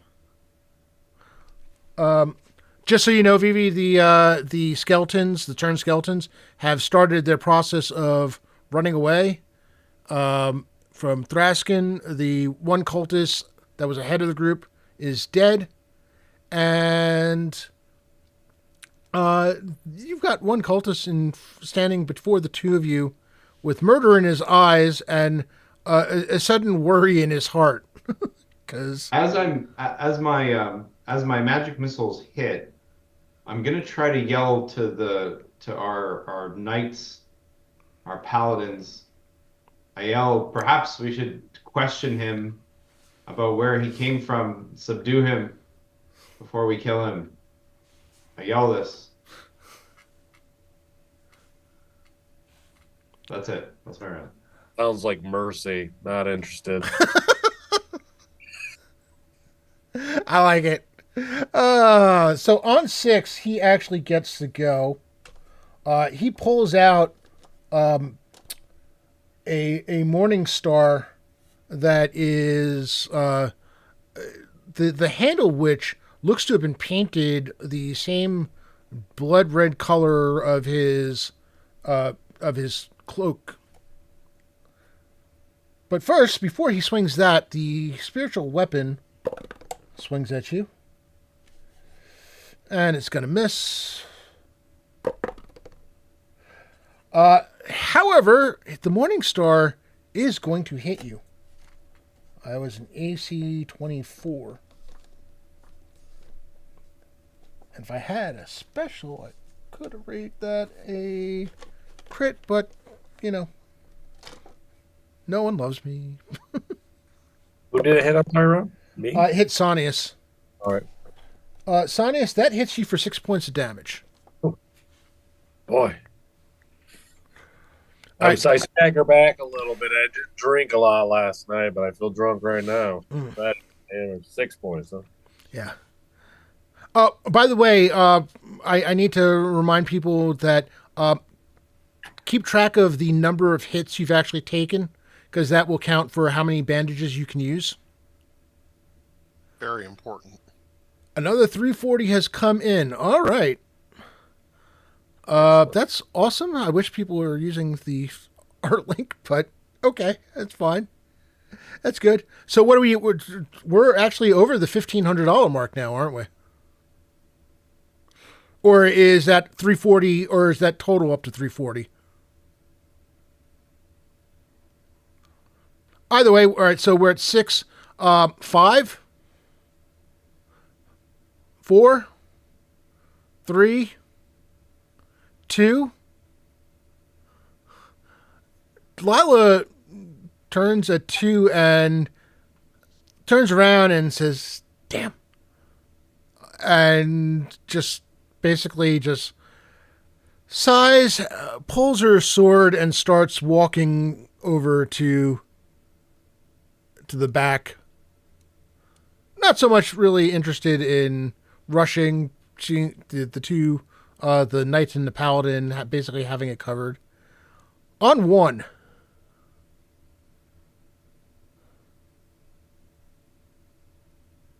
Victoria.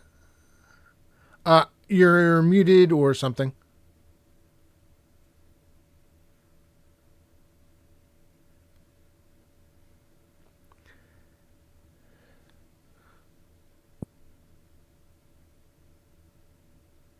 Still not muted, hearing huh? you.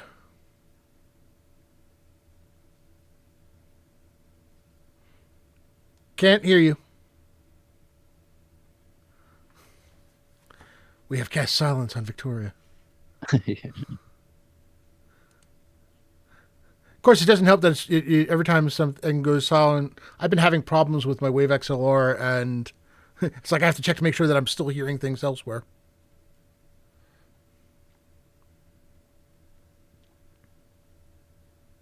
Do another reboot.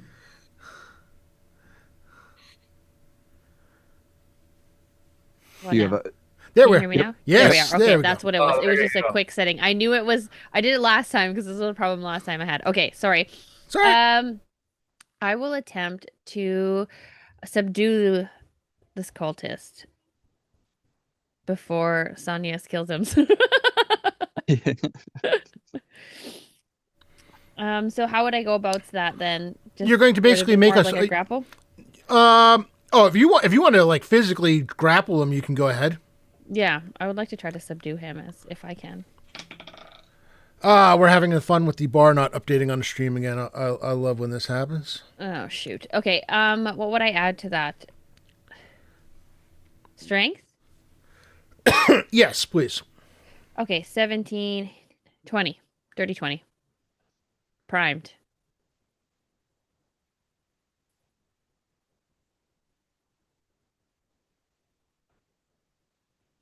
See, now I can't hear you. Can I? I can't hear him either. Yeah, no, Test, I test, test. accidentally muted myself. okay. I muted I was myself so like- that I didn't cough in your ears, and then I rolled dice and forgot that I'd muted myself, so I didn't cough in your ears. I was like, no, am I losing my mind now? I can't hear you anymore. Oh man. You basically throw your arms around him. You are unable to bear him to the ground, though. Okay. But you do have him in your grip. Okay, so as I'm kind of struggling with him in my grip, I'll shout over to Hans. Quick, before Sonius kills him. Yeah. Sonia's is thinking, why is she a hugger? What is this? We're just hugging from the back. She's slow dancing with the cultist in the prison. Sometimes I want a little dance, okay? Gee. So I just want to be I just want to be absolutely clear. All you said to Hans was quick Yeah. before Sonya's hurts him. Yeah. Or okay, all right. I will take that for what I gather it will be. All right. Give me 1 second. I'm just trying to get the thing to. Oh wow. Okay. Yeah. No, we are further along than I thought we were. Hopefully this will cause it to update. Nope.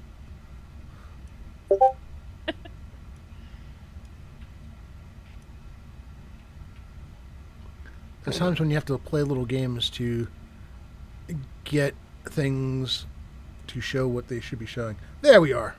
All right. Got it up. 1,400. Wow. That is amazing. I want to be able to thank people properly. Canadian Ancient Gamer with a big donation. Thank you so much, Patrick. Really, truly appreciated. There have been some others, Antiquitous, Lee, Chris, and a couple of anonymous donors. So we are at 1,400 on the screen. We're actually higher than that. There's at least another 200 or more that were donated to the main link. So thank you everybody. 1865. Fantastic. Yay. That awesome. Or eight. What? 1685. 1685. I was like, wait, what? How did we go from that to 168? Does this give us all insta heals, or at least Sonia's? Oh boy! All right. I because of that, I am going to have something for you all for the final encounter. Good or bad? Yeah. Let's Is that roll. to benefit us or benefit the stream? It's going to benefit. Well, it's going to benefit both. But yeah. Feel very comfortable. Roll for initiative. Oh gosh. I am maintaining my evade, so I won't be. I don't think you roll initiative on that. You just get a +4 to your Right. AC. Okay. 10. Go ahead. Yay! Good. Okay, That's perfect so, timing. I'm gonna take Vivi's message for what I think it is. Hans, cackling, whips out one of the bottles of hard booze from his backpack, opens it up, and starts running over to this priest. And he says, "Open his mouth. Let's get him liquored up, and let's get the answers from him." Yeah. You'll get all sorts of truth from a drunk person. That's right. The real true serum. You think I'm pretty in this armor? Actually, it's kind of nice. All right, but Son, as long as Sonius doesn't decide to go through trying to kill the guy, you are able to basically bear him to the ground and get him tied up. And then the fun starts with the alcohol being forced down his throat. Robert, I'm gonna go Greyhawk the other priest just to see what he's got on him. Okay. And the undead, are we running them down? Oh, actually, the undead, well, you can decide whether or not you want to run them down. Actually, if somebody wants to go run them down, actually, here's a thought. I'm going to make a suggestion, and you don't have to do this. If you want to role play it differently, might be a good idea to have Sanius go track down the undead and kill them. Because what you're about to do might be a little questionable. Getting a priest drunk? Against his will? Yeah. Sounds. I am lawful good. Right. I will not tolerate any of this. And besides, there are undead to be killed. Yeah, a little bit. Why are we getting this priest drunk when there are unnatural defilers in this world? Excuse me, I got custodial duty, and I go off and I kill some undead. You hear in the distance. You can hear Sony is yelling and screaming with joy every single time he brings one of the skeletons to the ground. Yeah, and I'm attaching like a pamphlet to each one of their bodies. Do nothing party is the reason I drink tea at night.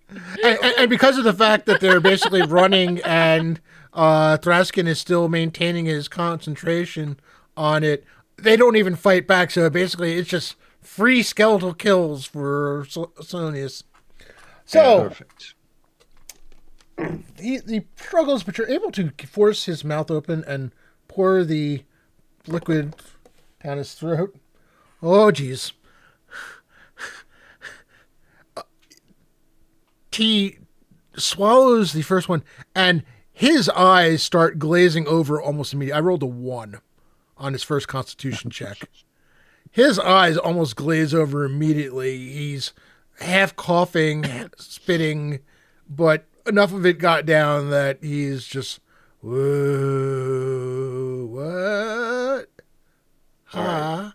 He shouldn't have cirrhosis of the liver if he rolled a 1 at this point. What questions? You had questions? Huh?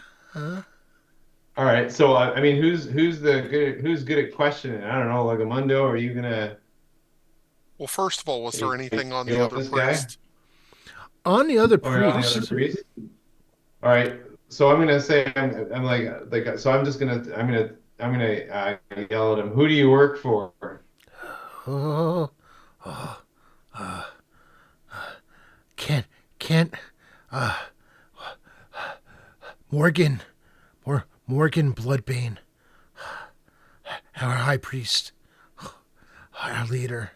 He will bring us to glory. Ooh, ooh, oh, I feel good. And he looks up at I was Victoria. like, okay, so where is he? If you weren't so good, I would think you were pretty. And then you just see like Victoria just come around with a big slap on his face. Where do we find this guy?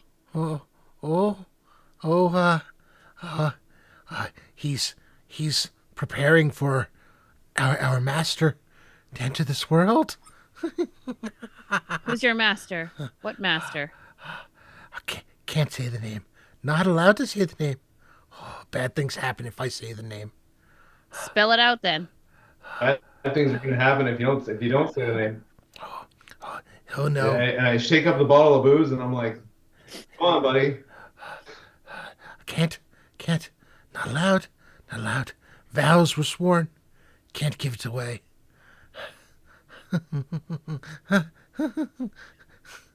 Or Victoria will just come and like slap him again on the other side of the face.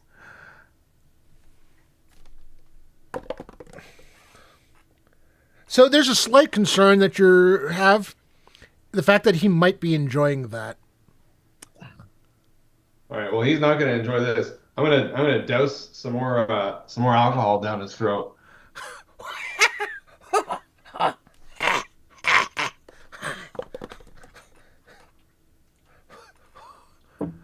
And his eyes are like completely glazing over at his throat. He's barely able to talk because his throat is on fire. Oh,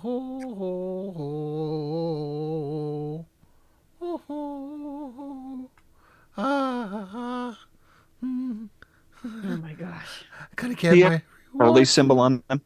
Hmm? Does he have a holy symbol on him? Oddly enough, no. Can I search him like his anything that's on him? Sure. Or his pockets and stuff? By the way, Lagamundo, on the other one, you note that they're wearing chainmail suits. Okay. Rather nice chainmail suits.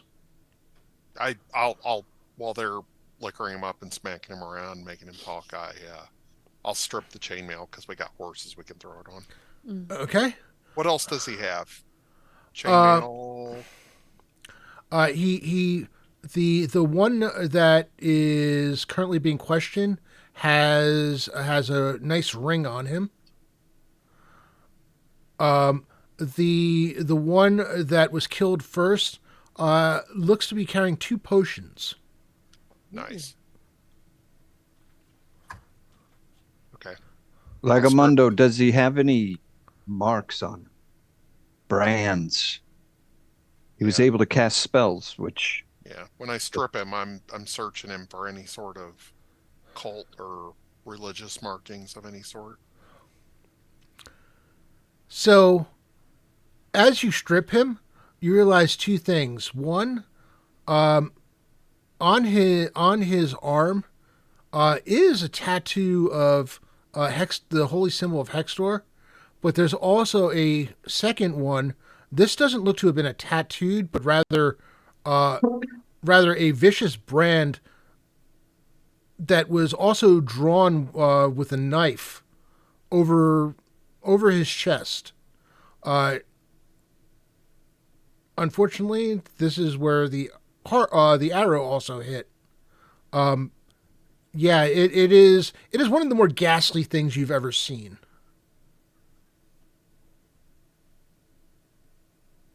I'm going to ask. Oh, sorry. Go ahead. Can I make it out what it is?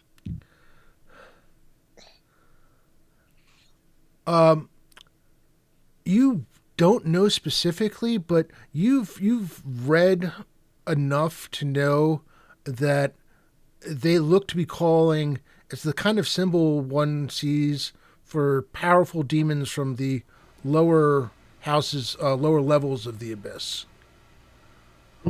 Just a question, Rob. Was this similar? Didn't we in our first foray, when there the two crazy guys that had brands on their chests? Was it similar to those? Uh, no.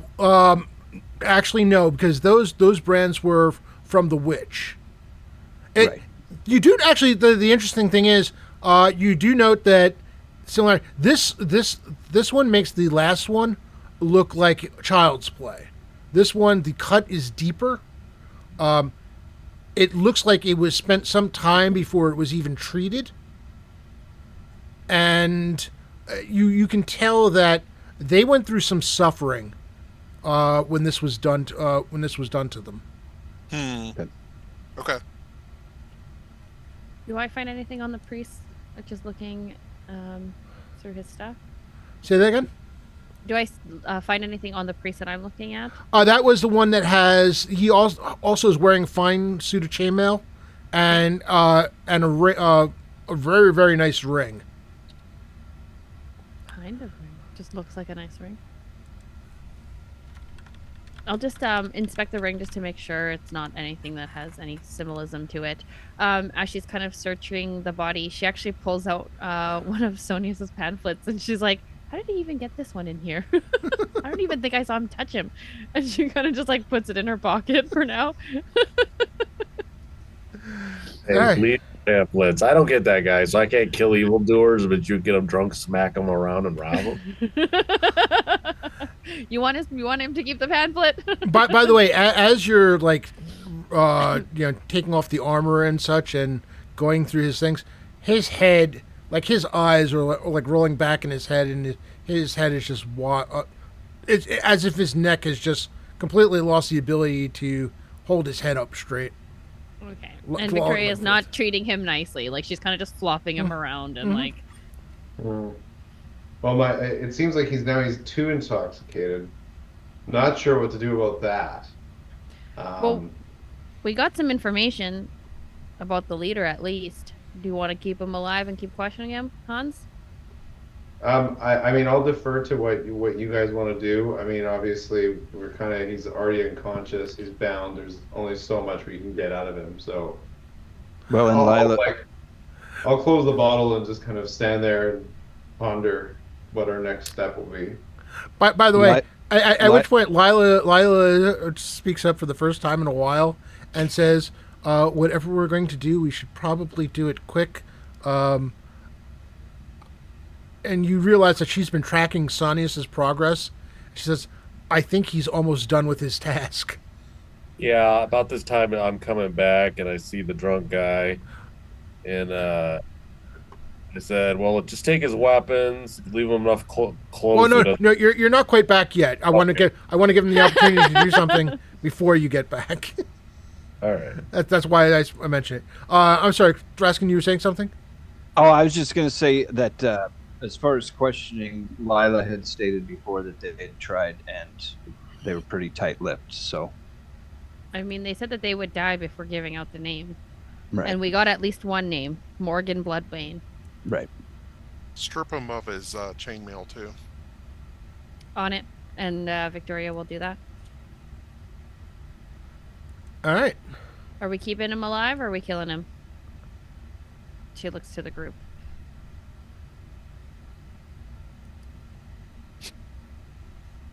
Say less. If we let him go, he smells like booze. So we can just be like, "Who's gonna believe you now, Rummy?"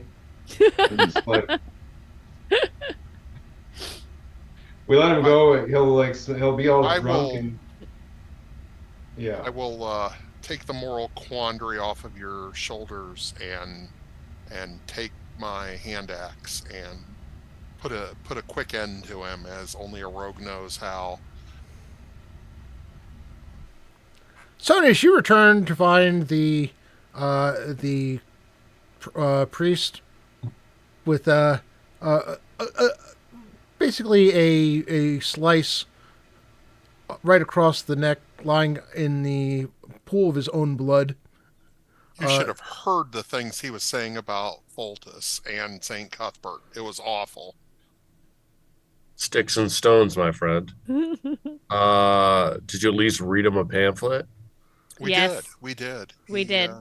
I don't see the honor. I mean, killing in battle is one thing. Getting a man drunk and then taking his life is something entirely different. Did he resist? I don't know. Why did we kill it? because Violet, he's Violet pure says evil. he straight face. He's trying to summon some sort of demonic creature to this world. Oh, why did you say so? Shall we carry on? I did say so. Oh. And Violet says, for the fact of the matter is, he did resist. He did resist, and he resisted her pamphlet, so he had to die. And this one had a brand in his chest as well. Yes. Okay. Can we make out exactly what the shape is, or anything that any of us would recognize? The other one had an arrow in it. I thought maybe this one. Give me a wisdom check. It's gonna be a high challenge level, but let's see where you get to. Okay. That's a 4 on the die, so 9. The one thing that you're sure of, this is at least one of the lords of the abyss, not just any standard demon. Boy. Can Lila try to track where these guys came from? I know it's obviously in a snowstorm, but there should be tracks or something, right? I think I should be able to do that. I suspect I know where they came from, but we can journey in that direction. It Let's seems like journey if in the that guy's direction. talking about his leader and he's given us at least that small amount of information, it would be a good move to kind of pursue that. Agreed. Agreed.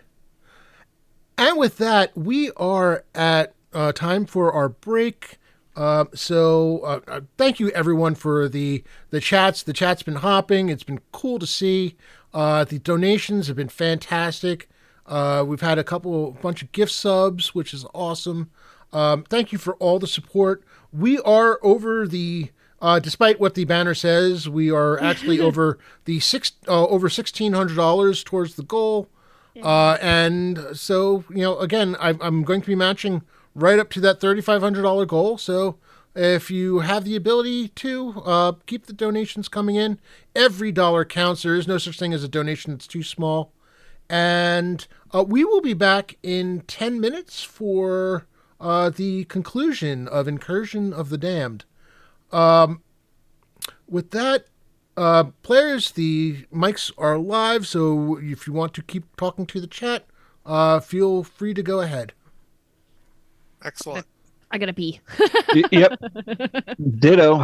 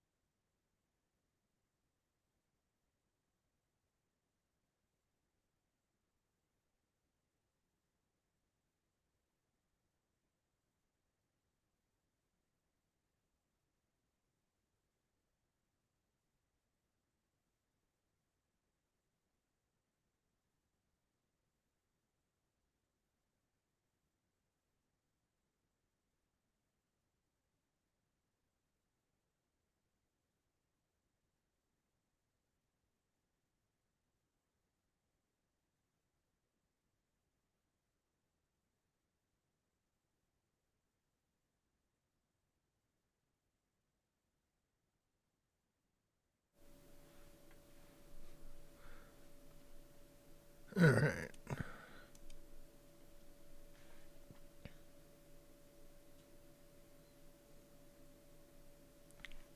Having fun here, Rob. Excellent. I'm glad to hear that.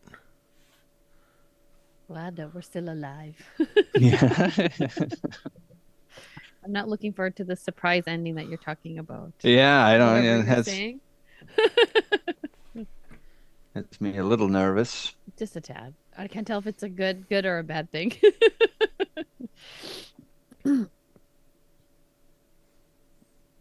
Was Lila the other person's character that didn't show up?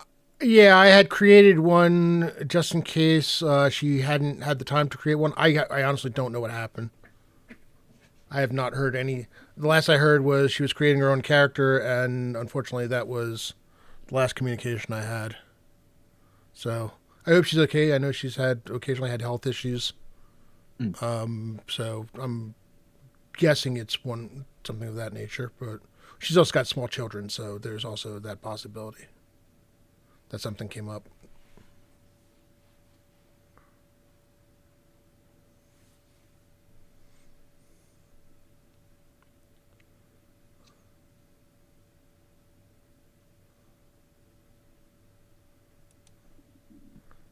Ah, Shadow Dark. Yeah, I get the feeling I may get to play some Shadow Dark with Dave at GaryCon. That I think he mentioned he was going to be might be running some games on the side. I've heard about it. It's just I can't do another game. It's too many of them. I've got so many games. Is everybody here going to GaryCon? You're going to watch Dale over there kind of grimaces. I'm crying on the inside. Aww. I am going to Gen Con. I'm not conventionless here, but my that's a friends thing we do every year, and I just don't have the budget to go to multiple conventions a year. For sure.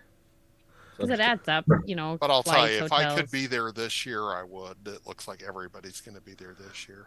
Yeah, it's my first time. I normally just go to Origins, but this will be my first time in GaryCon. I figure there's going to be between people that I know in the community that have met already and people that I know in the community that I have not yet met. There's going to be some 50 people I know at GaryCon. Yeah. It's like I went from like really looking forward to being there all week and being able to like just play my morning game or run my morning game and meet people. And now I'm suddenly sitting here, how the hell am I going to find time to spend time with all these people? Yeah, I actually had made the decision I'm going to go up on, because I'm not going to Founders, but I'm going to show up Sunday and stay through the following Monday. So I've heard of there's different people that are staying up there the whole time that are like at both, but in that Monday, Tuesday, Wednesday time frame, it's just going to be a bunch of side game, just throw stuff together. So I'm super looking forward to it. When I started to panic about that is when I was like, well, last year we kind of had a Discord chat for people who were going, so we could like get together and meet and play some games and whatever. And I was about to suggest doing it again, and I realized that was just going to get out of hand. Because there would be entire Discord servers that would not be as busy as that chat. All right. Scott, Canadian Shingo, Patrick, thank you again for another gift sub. That is very kind of you, sir. Let us bring back our lovely cast because there's no reason for you to be looking at a Be Right Back screen when all of them are here. All right. Again, we are at this is the Greyhawk Megastream fundraiser for 6th annual. I really need to start saying 6th annual Megastream fundraiser for St. Jude's Children's Research Hospital. I've had the honor of running games for the last couple of years for it. I think it was the last 2 years I've been running games for it. Previously played in some of the games for it, but hadn't had a chance to run one yet. And this year, because of scheduling conflicts, I decided to run my games the weekend before. I will be matching all donations made to the stream, to the fundraiser via the stream, up to $3,500. We are currently a little past where the thing says. We're actually over the $1,600 mark. I think 1685 was the last thing I saw. And if we hit the $3,500 mark by some chance, I will be not only matching but adding $500 on top of that. So please, I'm asking you to make me spend my money. Spend my money. I make a donation every year. This year, I would be nothing would make me happier than to hit that mark and make a donation, $4,000 donation. Pretty awesome, Rob. Let's go and meet my awesome cast. I was proud to have 16 people offer to play in a game. Unfortunately, one was not able to make it. Not sure what happened, but life happens sometimes. So I just hope everything's okay. And Victoria and Thraskin We're switched places again. You guys. All right. Playing a trick on you. I get the feeling I was in the other stream, the other thing when it happened last time, and I forgot to do it in both. Is my suspicion. So we'll just.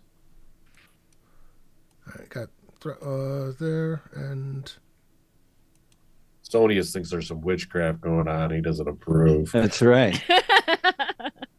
We could always just send each other our character sheets and play each switch. other's characters. Yeah. Sounds good.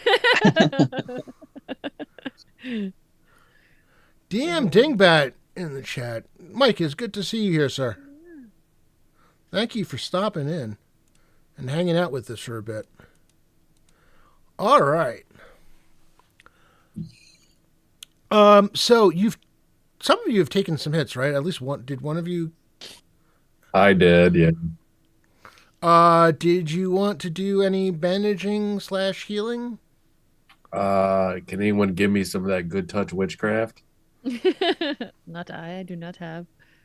I can. I'll do bandage first. All right.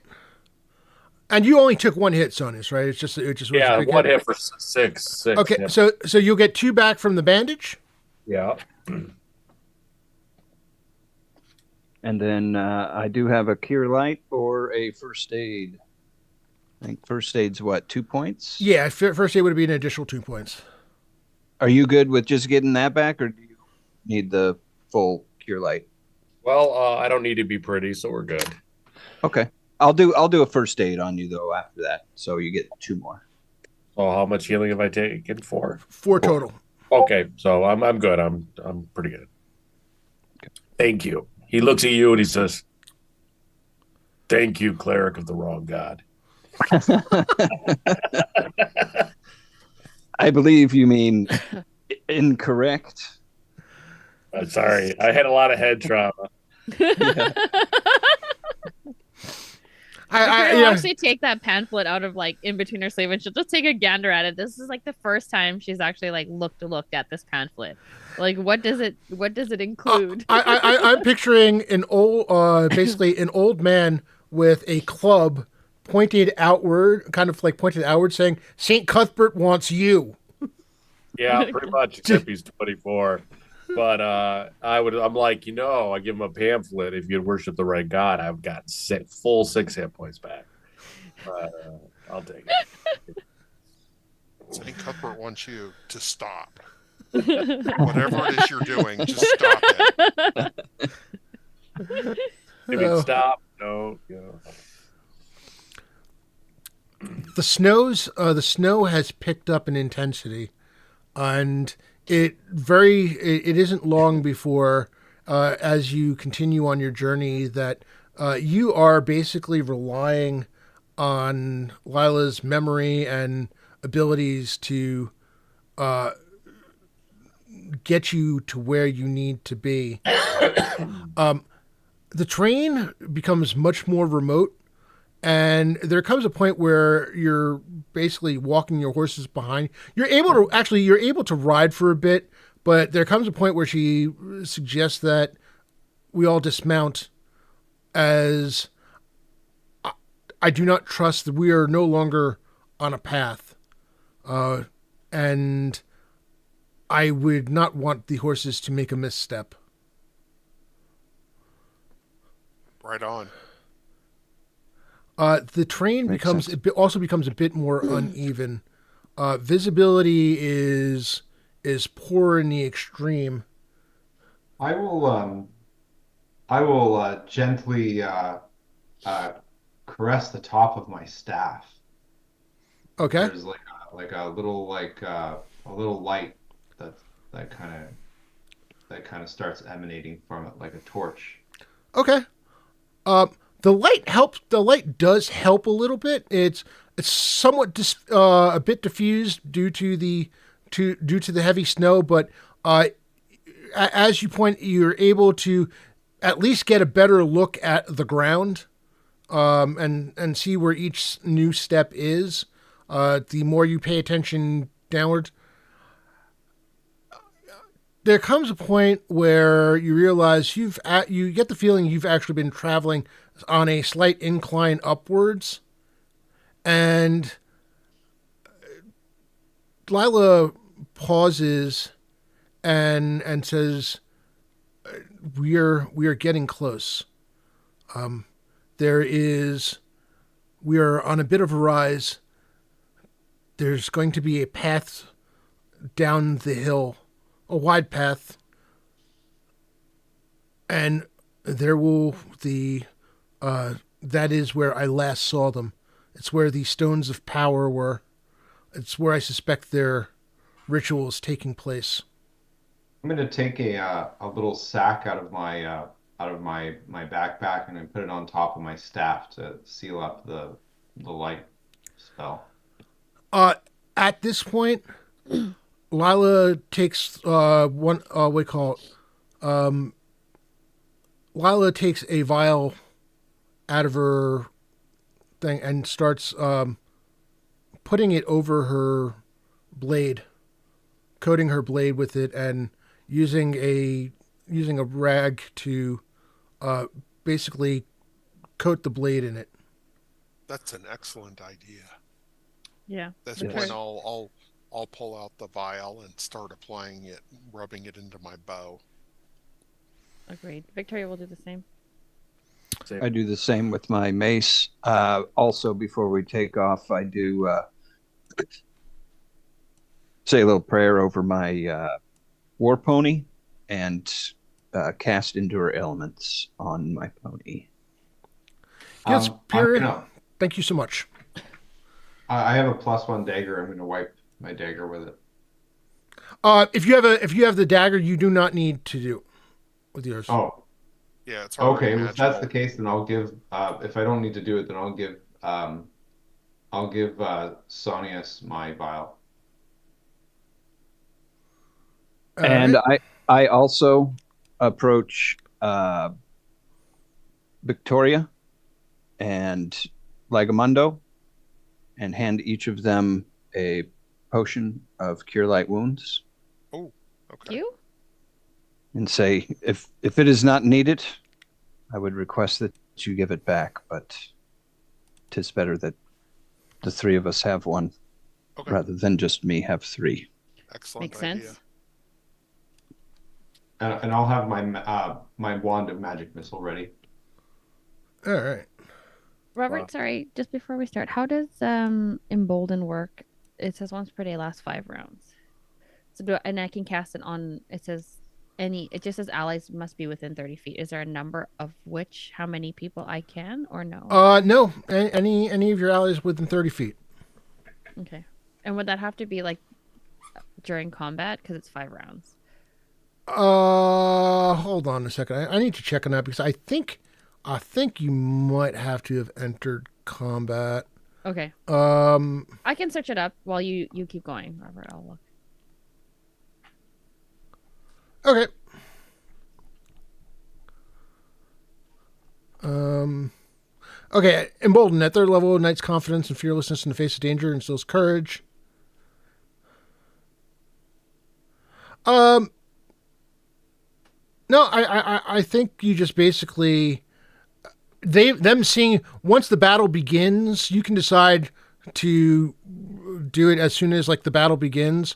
Yeah. They'll just seeing you in action. Okay. Will get it. Okay, so just as a reference, it says +1 to allies on strength, con, dex, and intel saves, and +2 to wisdom and charisma saves. So just keep that in mind, because I'll probably cast it before we start battle. I can throw that in the chat. All right. So, true to the word, Lila's word, you find yourself on a bit of a rise, overlooking the scene below, and the first sign that there's something to be see is Lila curses audibly. Damn it! I wasn't expecting this. And as you look, I'm going to show you the scene at hand. We are going to switch.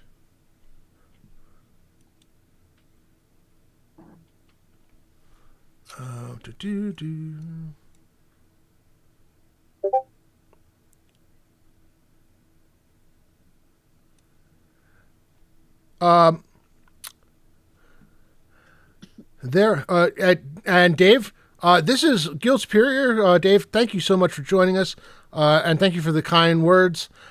These maps are actually from CZRGP, which is a sponsor of Guild Superior, and I was lucky enough to win a massive map pack, which honestly I don't know that I could have done this week. I don't know that I could have done this thing this weekend without it, because I needed lots of maps involving the snow, and I didn't want them to be the same one. So yeah, no, this was a lifesaver.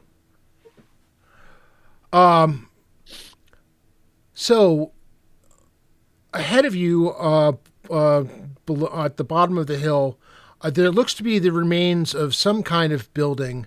The remains do not go very high up. It looks to have been destroyed some time ago. But it looks like it may be enough in spots to just block out the cold. However, there are five armored persons a little bit spread out. Two seem to be more or less guarding the structure. Two basically placed at either end of the bottom of the hill, almost as if they find it the obvious spot from which danger to come. And one slightly south, through the snow, it's a bit hard to see, but you realize you're looking at the 4 stone pillars that are believed to hold some power, possibly from the clans that used to rule this land. And within it, there are 2 more of the priests that you recognize with the same blood red clothing and the glint of armor, chainmail armor beneath them, as well as a third person whose robes are not only blood red but have gold fringe, and even through here you can hear his chanting. They are words that are foreign to you. Sonius and Thraskin, give me a wisdom check. Yeah. Oh, that's a nat 20. Ooh. So Nice. 22, 25 if it's at level. Okay. 15 non-prime. Sonius, the chanting gives you you feel your stomach churn. feels as almost if somebody punched you in the gut. Thraskin, the not only do you have that, you have an awful sensation pass through you, and you realize that they are in the middle of a ritual summoning, the kind of which will tear the veil wide open and let not only a demon lord but possibly many of his followers through. The results of which would be catastrophic. Does he communicate that to the rest of us? Yes, in knowing that, I say this needs to be stopped now. Okay. What? In honor of all the wonderful donations that we've had, I am going to give each of you four regular. We're going to have a total of 4 regular hero points. Regular hero points can be declared before you attack or before you make any kind of roll, and it will act as a modifier to that roll. You will have 2 special hero points that can be used to change the physical die roll itself after the fact. So if you roll a 19 on the die, not with modifiers or anything, but 19 on the die, and you want to make that a crit, you can use a special hero point and do so. You can also, and you can use more than one. So you can, if you're rolling 18 and you want to make it a crit, you can use both of your special hero points. You can also use that if I roll a nat 20 on an attack on you, you can use that to remove my crit. Based on the way that you're rolling, we probably won't need those. I feel bad to give you. Asher can vouch for the very, very streaky nature of my rolls. Yes, very. Do you want to turn that one into a 2, Robert? It's all fun and games until Rob gets on a hot streak with 20s. Hot streak. like true. Six 20s in 8 rounds type streak. Oh my I want God. you to know, Rob, that I have taken no part of this mocking every die roll that BB's doing. I don't want any of that bad juju. I have much greater respect for you. You can throw that juju on yourself. I don't want anything to do with that. At this point, because of the fact that Lila stopped you soon enough, you have not yet been seen, and you have the ability. Well, first of all, you are in a slight time crunch. 17:20. Wow. All right.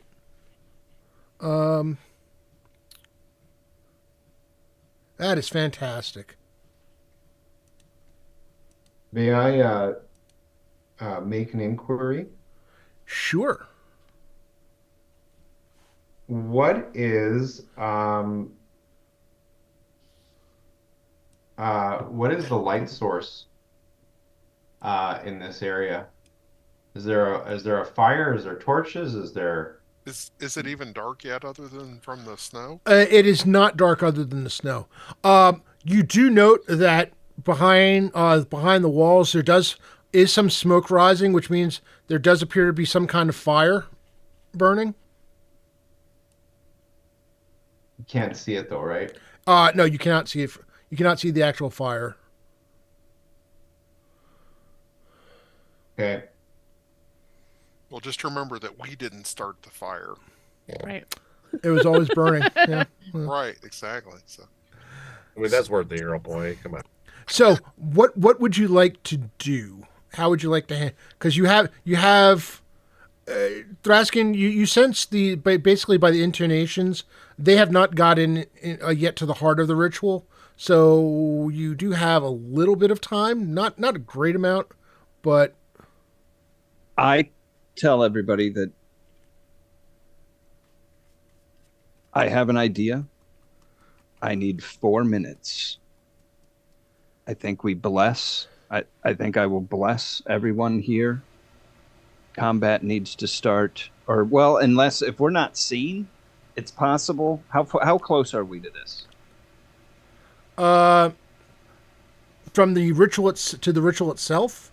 Yeah. 45, 40, 45, 50, Give me a second. I can tell you 55. exactly. Is it about 60 from the 4 pillars? It's about 60 feet. Yeah. Okay. If we can stay hidden here, I can try something first before we go into combat. I need 4 rounds. 3 rounds, pardon me. Yeah, I don't have a problem with that. Now, our goal, are we going to kill them, or are you guys going to get them drunk and rob them again? I don't know yet. I say kill. Yes, if- Lila Clearly says up to evil. they cannot be allowed to live. No. I would agree with that. Oh, But I'm going to attempt to stop the ritual, or at least interrupt it, and then we Okay. may only have them to go with. Okay. Lagamundo, Present. I would like to cast invisibility on you. I would like you to cast invisibility on me. But So for you what can specific just- goal? Stalk up on these guys and just like backstab one of them. I can do that. We have just Fine. gotten a raid from Wanderer's Haven with 33 viewers. Thank you so very, very much for the raid. I've been kind of remiss in doing this, but guys, this seems to be a bit of a coward's way to fight, but I don't know if we're in a position to really delve into that theologically. That's how they fight on the street. Lila turns to you with a bit of a snort and says, "What? You don't have a pamphlet on fair fighting?" So I would just want the bless up before I hit Lagamundo with the invisibility. All right. Okay. And that way at least we got somebody who goes in there first and just kind of maybe does the first good hit. So Well, at Maybe the go after the top guy. I tell you, maybe just go after that top guy with the invisibility and just smash it and like get him, and then we'll. yes. Here's my plan. 3 rounds, which is 3 minutes or whatever. I'm gonna cast Consecrate on this area Yeah.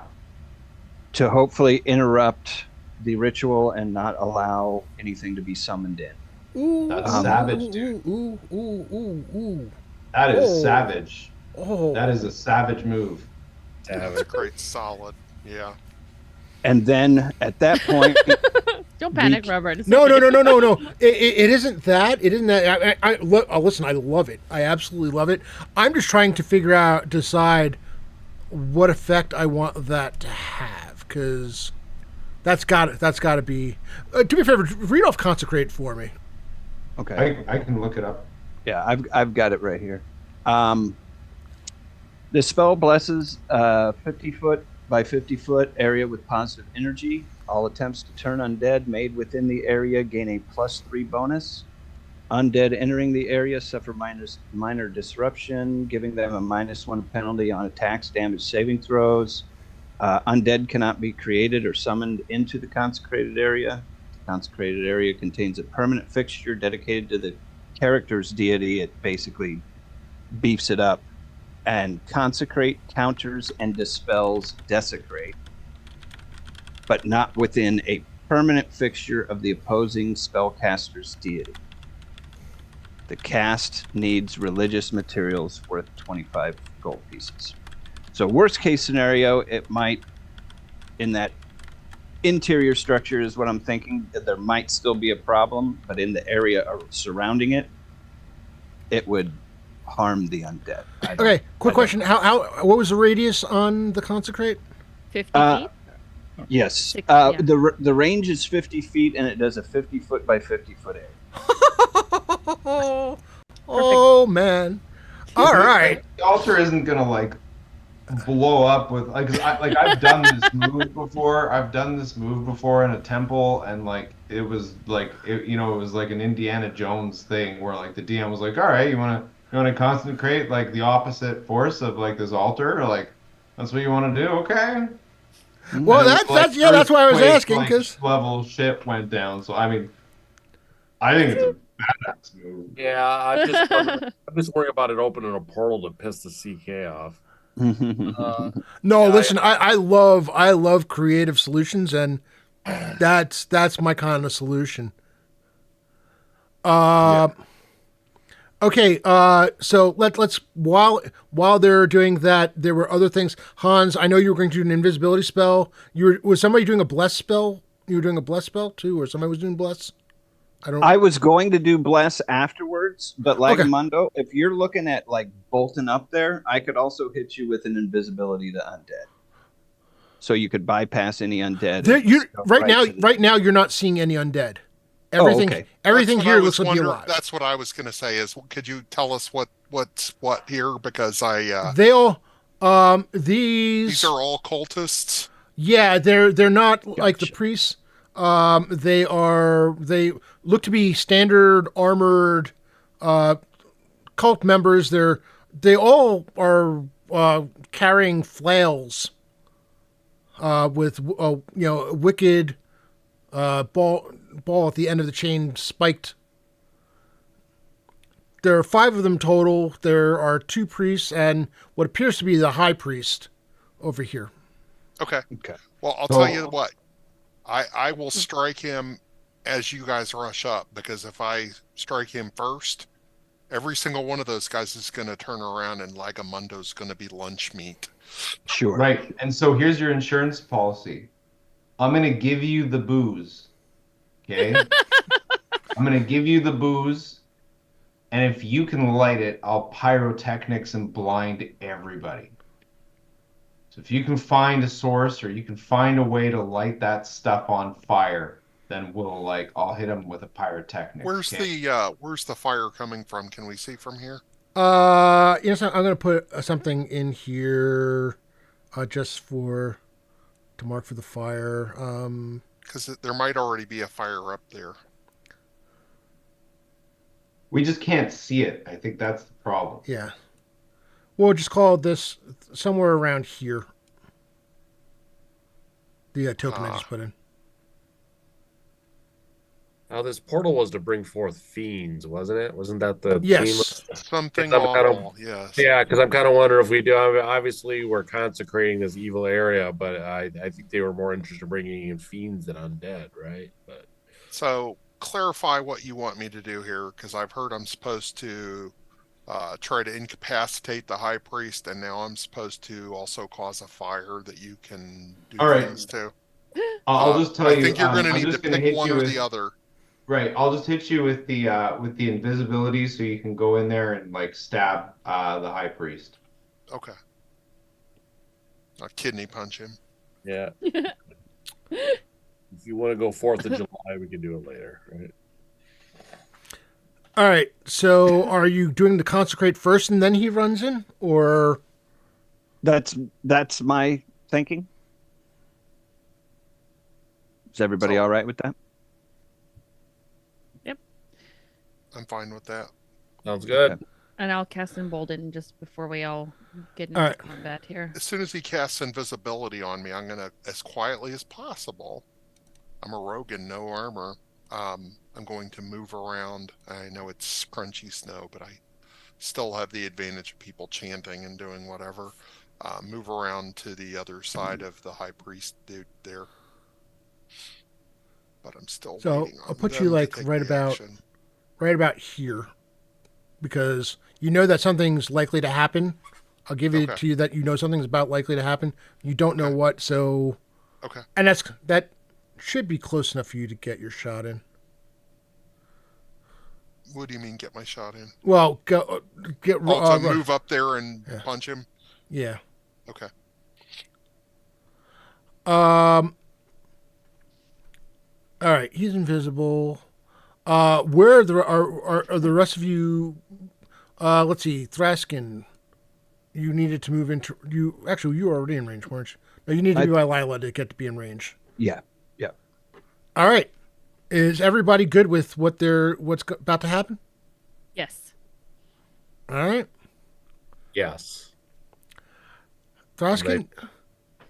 You cast consecrate, the rest of you hear a very deep voice emanating from Thrask, and it sounds almost like a rumbling, and you just realize that very deep bass as he calls from the powers, the dwarven pantheon, calling the powers of the earth, those that live under the mountain, to consecrate this land, consecrate these grounds, and bring an end to this evil. And it's almost, well, if you knew what a bomb looked like, being in D&D, you would have thought, in real world terms, you would have thought a bomb went off. You hear a shriek, 2 shrieks, and suddenly, these 2 priests are gone. Gone? Wow. Dissolved. The high priest gets knocked backwards. Lugamander, you're watching from the side, and his robes have just like dissolved. You see his armor looks as though it has been placed over a fire and just left there to burn, to get singed for hours on end, as if somebody was trying to melt it down. His helmet is gone, knocked off his head. His face is now horribly scarred, but he's still standing. Not for long. That brings everybody else is suddenly shouting like crazy. Lagamunda, you've got your free action. All right, well, I'm going to run up and hit him in the back with a stunning fist. Or like a backstab. Well, actually, yeah, depending upon whether I can do a stunning fist with that or whether it's just a regular strike. Your call. I'm for this, because of the fact, especially because of the fact that you're invisible. Mm-hmm. You can effectively just go up to him and just pick your target, take careful aim, and do it. I want to get the priest. I want to stop any spells he might decide to throw as everybody else moves forward. All right. And a nat 18. Ooh. That's gonna hit. I'm pretty sure it's gonna hit, so I'm not gonna special hero it up. But I am going to roll my damage. And I got a 7, so that's doubled. So that's gonna be 14 points of damage from a kidney punch from behind. And he needs to give me a Constitution save. All right.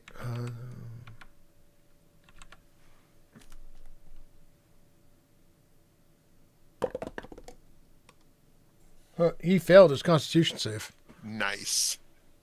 So in that case, he is stunned for 1 to 4 rounds. Nice. Amazing. Nice. Oh, nice. Do you want to roll that, or do you want me to roll that? You can roll it. I trust. My number is 3. Ooh, not 3. bad, not bad. All right. That's good. So 3 rounds of stun. And I am visible. Where'd he go? I knew he was short, but must be the snow. All right. Everybody else anyone who has a ranged attack, you get 1 free shot. Okay. So who's left standing? You see 5 zealot types, heavily armed, at the bottom of the hill that are now alerted to what has happened. Are they more alerted over towards the priest or to us? Because they wouldn't really. Would they have seen us? They're more alerted to the priest because Okay. they know the explosion went on behind them, and they haven't picked up. Actually, give me 1 sec. I need to roll wisdom checks from the 2 that are at the bottom of the hill. Okay. Like I hear explosion, I'm looking towards the explosion. Not away from the explosion. Yeah, no, they end up looking towards the explosion. Okay. Sweet. Perfect. So the one closest to Ligamundo, I'm gonna hit him with magic missiles. Nice. All right. So the stunned high priest or one of the other He- zealots? One of the other ones. One of the other ones. I'm Okay. assuming this one. Let me just double check. Which one? Sorry, I didn't get it. I didn't see. The one just north of the four pillars, Yeah. who just barely escaped the blast radius. Okay. 9 damage. All right. Man, sweet. Well, that certainly got his attention. And Lagamundo, you can hear his grunt of pain off to the side, off to your right, but your concentration right now is on the high priest. Anyone else have a range attack?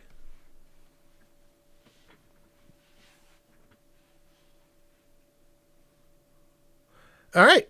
Well, in that case, let's roll initiative. Attacks are for cowards and heathens, Rob.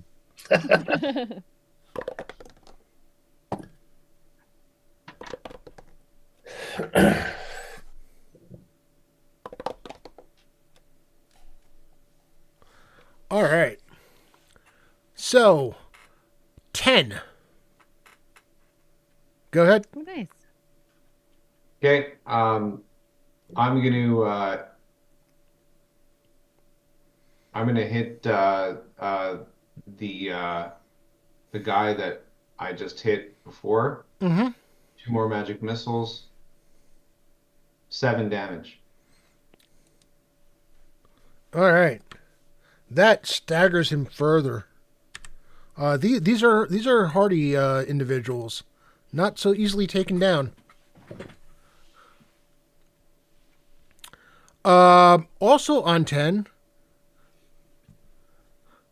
the thanks to the magic missiles zooming by, the other zealots become aware of where you are, and Tracer rounds. and they shout, the hill, they're up the hill. This one actually was going to charge at Lagamundo. Lagamundo, as he gets closer, you note that this one's in a bit of rough shape. Apparently, he didn't completely escape the blast radius. There is basically blood in his spittle. He looks a bit singed himself, though not to the extent that the high priest is. But he comes in swinging his flail at you.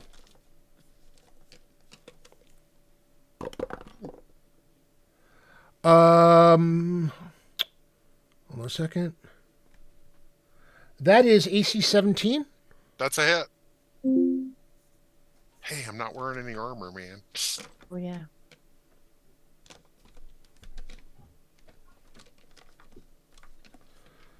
Oh, you know something? I forgot. I want to make sure I double check what the, because I don't want to be hitting you for too much or too little. Yep. Okay, that's what I thought it was.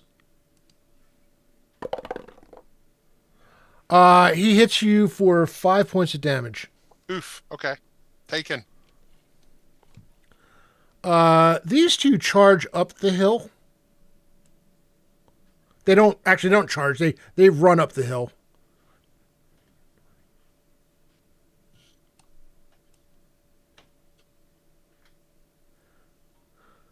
They'll be able to attack next round. This guy runs to help his friend or help the priest, but he is in no position to attack. This one runs out and starts running up the hill. And a final figure enters the fray. No.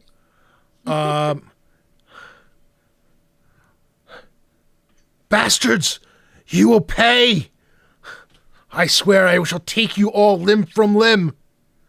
You see a figure in dark black, almost like onyx black painted armor.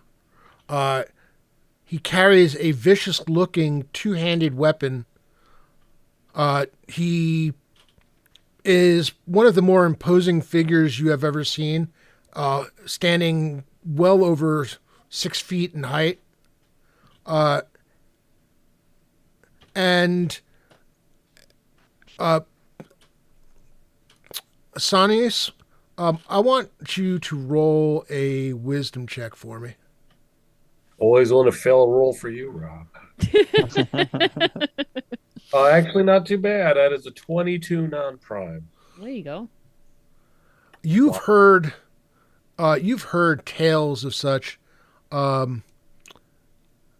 This individual is one known as a Grim Crusader, and his favorite target are paladins. Great. Uh-oh. I got a pamphlet with his name on it. It's another good day to not be a paladin. All right, so that was 8. 8 is me. Mm-hmm. I will then cast Embolden on the 5 or the ones that are near me. Because Okay. it's within 30 feet, and I think Lagamundo is way too far from where I am. Yes, because that was 50 feet, I think, right? Yeah. Yeah. Okay. So then I put that in the chat, so what you guys have there. And I'm still on my horse, so can I cast and move? Yes, absolutely. Okay. And I'll try to move past the skeletons. I realize there's going to be an attack. They're not. By the way, they're not skeletons. Oh, sorry. What are they? Zealots. Oh, okay. And I'll go past. I want to try to get closer to Lagamundo so he's not by himself. Don't On my worry, horse. I'm coming to you. Oh, okay. Should we meet halfway?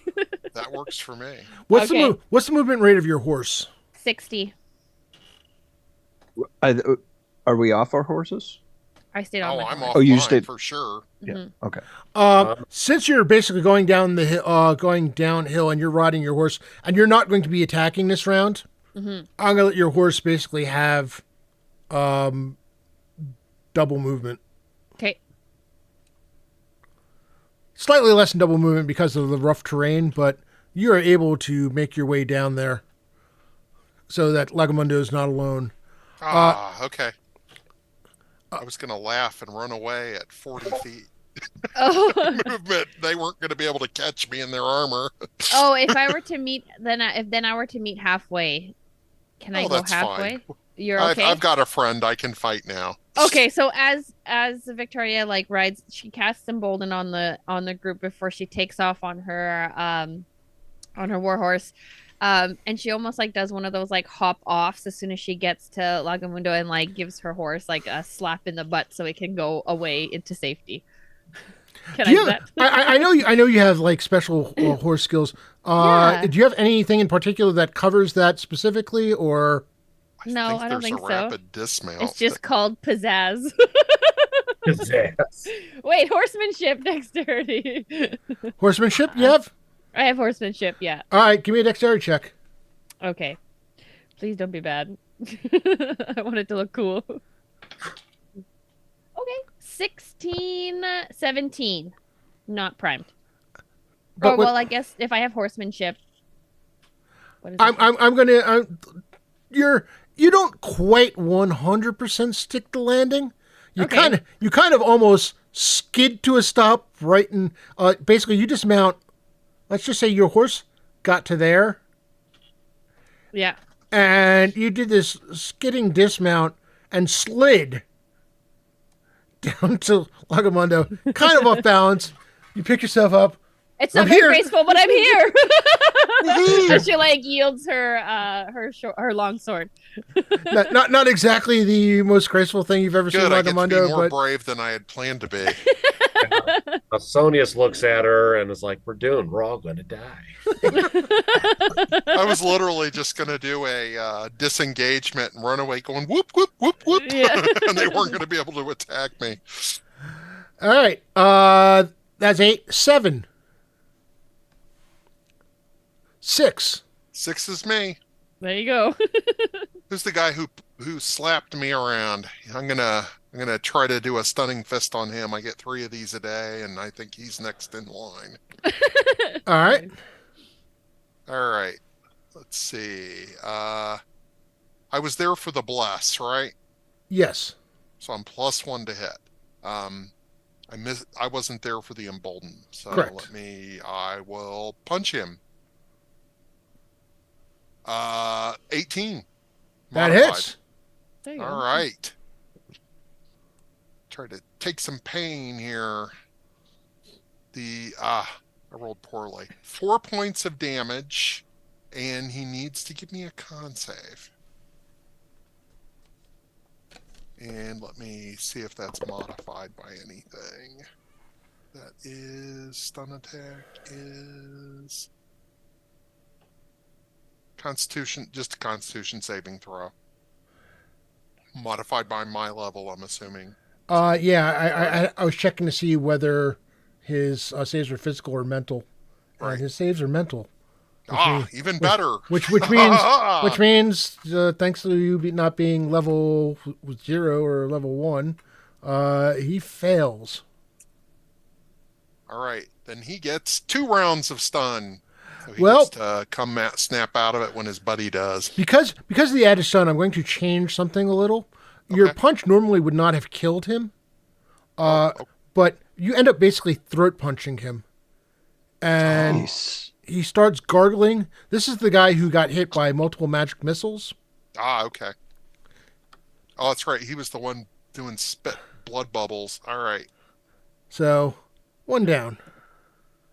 Logamundo, you are stunning. By the way, I want to say I should definitely give a shout out for those of you in the who are a member of the Trollord Games Discord. You may be familiar with DM Samuel, who is honestly he's the person that I go to when I need suggestions for Castles and Crusades rulings and things that are not unclear because. As I like to say, the Book of Samuel has You too, huh? It's become a running joke with Sam and me that I just say another reading from the Book of Samuel. Well, he's actually put out a couple of publications available on Drive-Thru RPG. One deals with this one is a book of cultists, and it gives all kinds of information for cults all up and down the chain of command. And all of these mobs here are directly from that. And then he has another book for basically thugs and gangs and bandits. I already input all of those guys into Foundry. Figured you might have. All right. So that's 1 down. That was what, on 6? That was on 6, yes, sir. Anyone else on 6? 5. I'm on 5. Go ahead. I'm out as well. Go ahead, Chris. The bless spell, which is first round after the consecrate. So bless spell goes off. Everybody who is within 50 feet of me gains +1 to hit. Double check everything here. Within 50 feet of him, or are we out? I think, let's see. I think we were just. You might be out just where you are there. If you're there, I'm the purple one, right, Robert? You're both outside of it. Wait, actually, hold on. Boo! It's gonna. No, yeah, because Yeah. it does it from the middle of the box. So You want to take like a couple steps forward? It's gonna. No, it's okay. I don't. Yeah, I Wow, was That's No, fine. no, it's That's fine. fine. We're just joking. okay. It's +1 to hit and +1 on saving throws against fear. Oh, nice. So all right. So that's on 5. Up on 5 as well. I've never been scared, so I don't need to worry about that. What's that like? I'm a paladin still on his high horse. So, I'm gonna go to the guy that's to the left diagonal. All right. By the way, it's a perfect name for a paladin mount is High Horse. That's what I Mhm. next level 4. I get my I divine love mount. that. Roll high horse. I'm gonna swing with my sword. That is a 15, 19, I guess with the bless. That's gonna 20, hit. 20. That is going to be 8 points of damage. Nice. Nice. All right. Change your ways, mister. And I wave a pamphlet in his face. By the way, yeah, you have to make sure that you have that. Keep going with that theme every time you come back for this, because that is Because just I too have good. like 4 sets of hands. One for the Honestly, shield, one for that Victoria's one. starting to wonder where he keeps pulling these pamphlets out of. Like, I'm how like many the does he I'm like the Legolas of pamphlets. have? All Pamphlet right. for you, pamphlet for you. That is still on 6. So 5, 4, 3, 2, 1. Everyone's all right. Everyone's gone. Okay. I really need to keep track of when, make sure I realize when everyone's gone. All right. Next round. Roll again. Yep. Clarity charges first. Let's see. Oh yeah. Anyone charging? I've got one question that I have. Pretty much this is what I want to do, considering I'm on a hill. Uh-huh. I have higher ground and lower center of gravity. If I just want to put my shield against this guy and pretty much begin moving as fast as I can down the hill, trying to shove him, is that something that's in CNC? How would that mechanic work? You're both at the top of the hill, though. Oh, kind okay. of- yeah. It's one of those things where I would probably allow you to do it if you had at least a 5-foot, running start. Okay. All right. 10 feet would probably be even better, just so that you're gaining some momentum before you push them. Okay. Then I'll just be attacking. All right.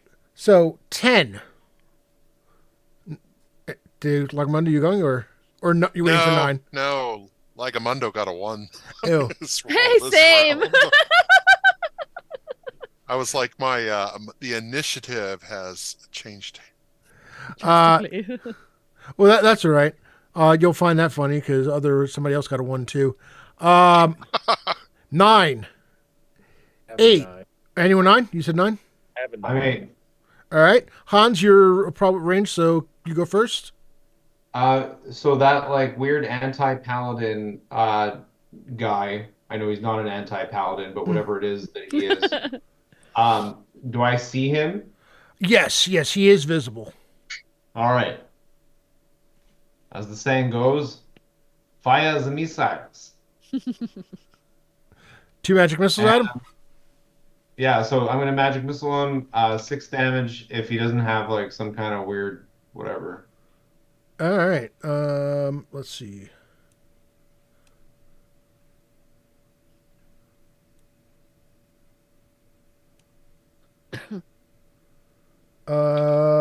He does not. So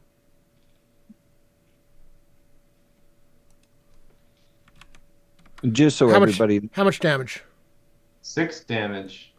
All right. And just so anybody knows, it's 18 rounds for the blessed. Oh, nice. And Everyone's blessed. can I move as well? You can move half your movement rate. So 50. You can go 15 feet.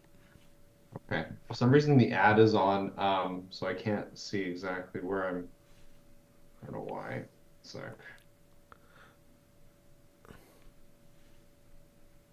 All right. Wait. Let me know when the ad is no longer showing for you, and I'll let you move then. okay. Not a problem. All right. So that was Sonius. You're next. Yeah, I'm going to swing at the unholy guy there. I got 14. I got 18, 19 bless. That's gonna hit. That is 7 points of slashing. And I yell, naughty cultist. We're done. Like, does he have to take a fear check or anything? Because I'm being really... Getting real finger wavy over there. like a 24-year-old school marm.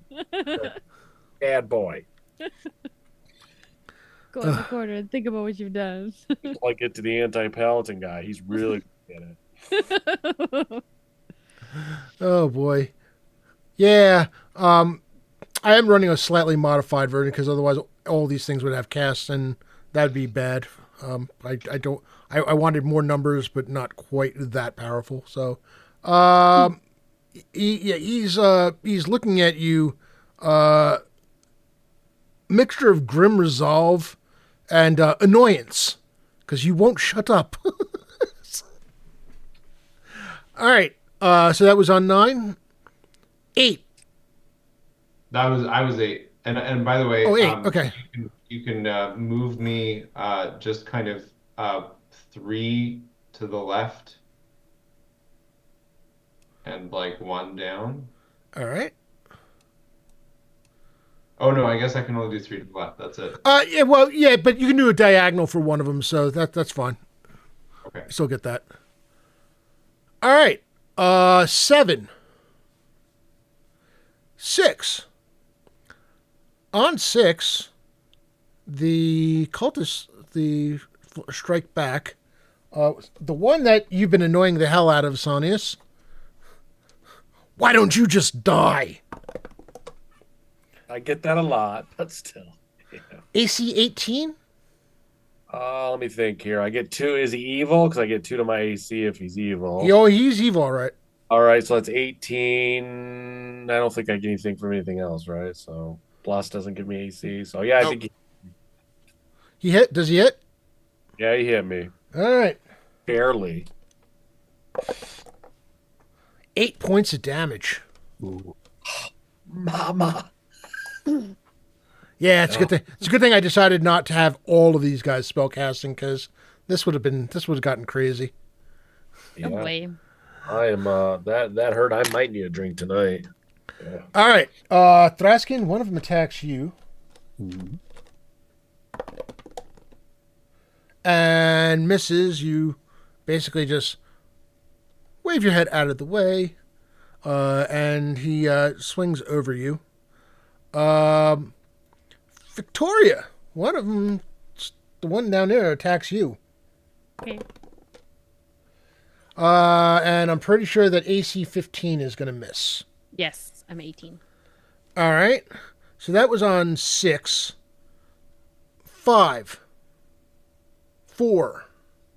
I'm on 4. All right. Swinging at the dude in front of me. All right. No, I don't think that's a 9. Yeah, that's not going to make it. Or well, it'd be a 10 with my bless. Only if he was unarmored.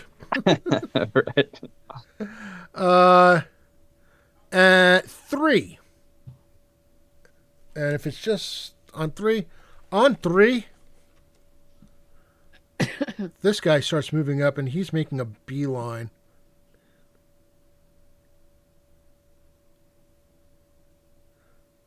He makes a beeline for Sonius. I'm not allowing him to make it a charge because he was running up the hill. Somebody cue Kate Bush. I'll take your generosity, CK. And he snarls at you and says, you're mine. However, there is one thing that let me just make sure that this is not something he has to cast. It just happens. I need basically everyone except Victoria and Lagamundo. I need a charisma saving throw. Don't forget you guys get a +2 Get a Bolden from on the. that. You also have reminder. You don't roll yet. Make sure you have 4 regular hero points that you can add to that roll. If you I will want. use mine. Yeah, I'll probably go ahead and dump mine here. And if it's fear, you have one from the bless as well. Ooh, yeah, I probably it's needed fear. that. I don't know what the Rob's special having you hero roll point. for. What is or like The whatever. the regular hero points you use beforehand, and you declare how many you want to use. If you want to use all 4, use all 4. A special hero point you use after the roll. You have two And- of those. and do we add? I'm going to dump everything into this because I have a feeling like it's going to be really bad. Yeah, it would be really bad. Do we add level to it too then? You add your level to it. Yes, level on your charisma modifier if you have one. Okay. And plus Ooh, 2 that for was a good embolden. call. And plus All right. 2. Yeah. All right. Plus 2 for embolden. Yeah. All I right, should have lots. Sonius, what's yours? I'm like 26. All right, Nice. all right. Hans. 13, and I don't know what like dumping all my stuff will do. That would you have Prime. 13. You have 4 hero points. So then he said you want to use them all, right? yeah. So that Said brings that up before? 17. Did you 17, and you've added 18, your level? 19. No, so it's I rolled a 10. I don't have any bonuses. I'm level 3, so that puts me at 13 with Plus the special 4. plus 4. Sorry, that's 17, and it's prime. Plus 2. Plus 2 as well plus for the 2. embolden. Yeah, 19. for embolden. 19. Wait, it's charisma's prime for you? Yes. Okay, then you don't Nice. need to use any special. You actually managed to save Oh, nice. very barely, but yeah. Mine is 15. This is not prime, by the way. It's a 15. I use my 4 hero points, which is 19. Yeah. Level is 22. Plus Plus 2 is 24, and my charisma modifier is 1, so it's 25. Very good. Wow, You all, dang. yeah, you all are. I turn away because the force of your personality is so strong. Look away. Look away. Stop, I can't look at you. So beautiful. You hear a shriek from Lila behind you. No, can't be here. Nope. Oh boy. And you are suddenly aware of the unabashed terror in the sound of the footsteps of Lila running away. The rest of you can feel the emanation from this person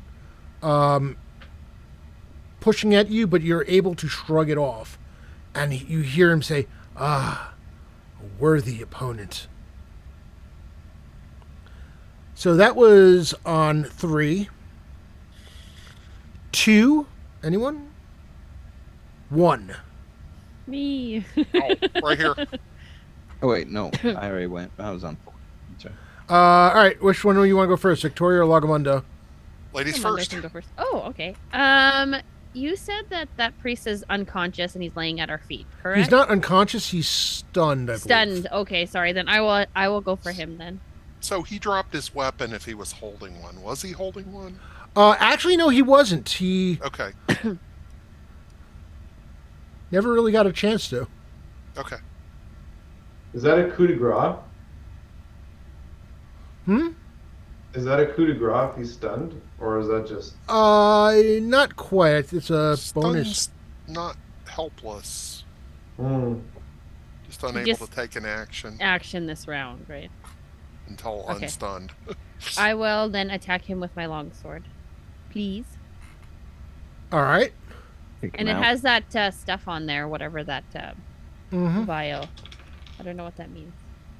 Yeah, Okay. it just meant it's treated as a magic weapon. Oh, okay. 16 total. 16. 16 is going to be just enough to hit him. Yeah.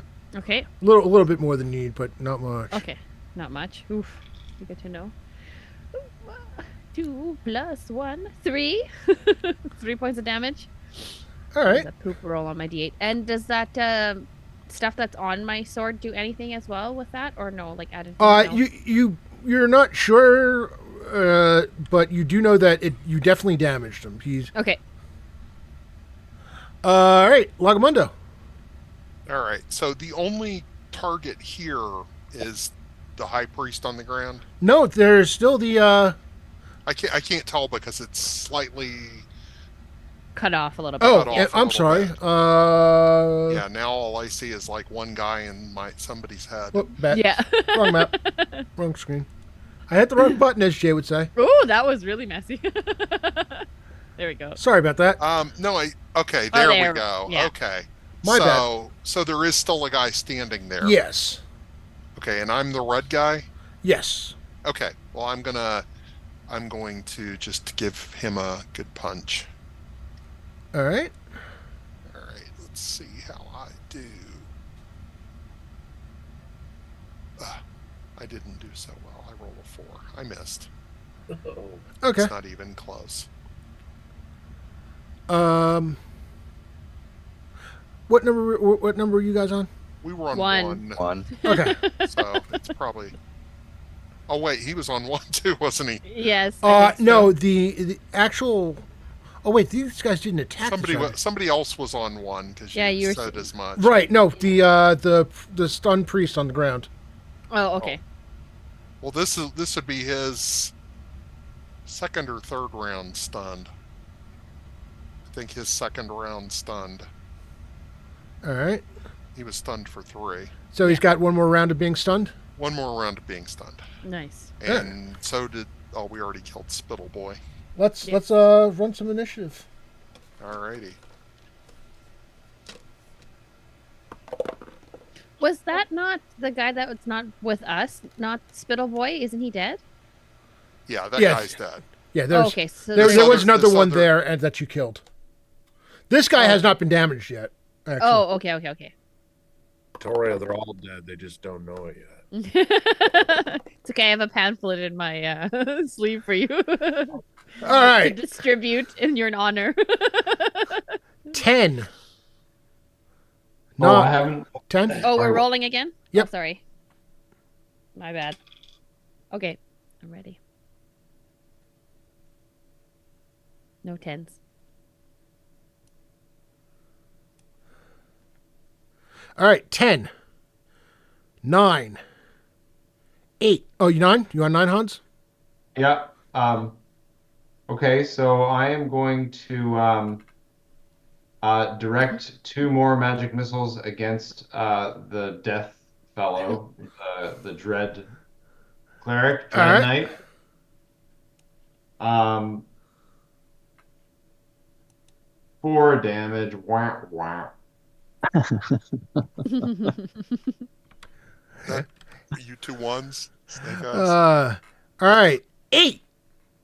Oh, that's me. I will try to attack this priest again. All right. Same thing with my longsword. Where are you? All right. Oh, there you are. Okay. Okay. And 16 again. That's going to hit. Okay. And then an 8. With a 5 plus 1. 6. 6 points of damage. All right. And you're doing that to the high priest, right? Yes, yeah. I want to take him out. I need to take him out before he starts summoning stuff. And Oh, I agree. while he's laying down prone, stunned. Well, the good news is the fact that because of the fact that you've been, you had done the blast. He was at half health from what he started from before you started pounding on him. So he's a lot. He's not there yet, but he's taken quite a beating already. Nice. Okay. Also on 8. The Grim Crusader briefly turns his head to look at Hans and says, "After I'm done with this trash, I'm gonna enjoy breaking you." He swings. No, Hans, no. Not Hans. He swings his greatsword at Sonius. Sonius, his greatsword is has a bit of a glow as it swings at you. Oh, no. I don't like that. Robert, don't forget that that was not what I said was not tied to Sonius, right? Like I acted alone in that statement about your rolls. That's an 18 on the die, 24 total.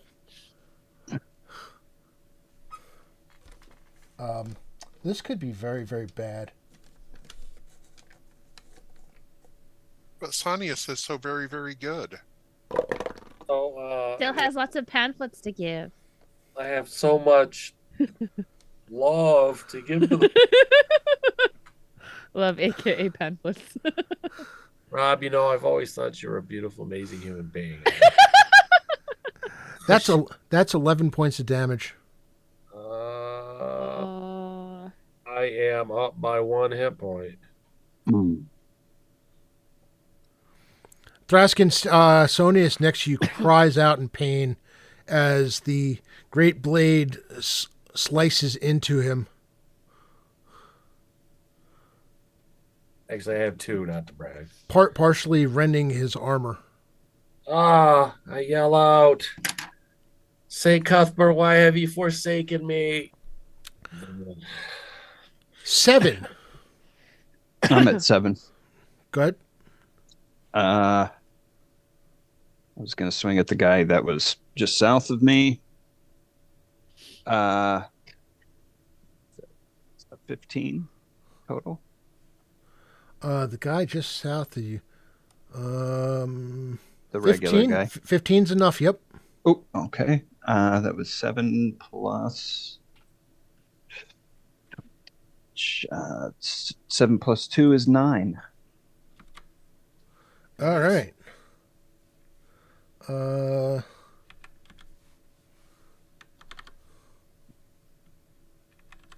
Okay.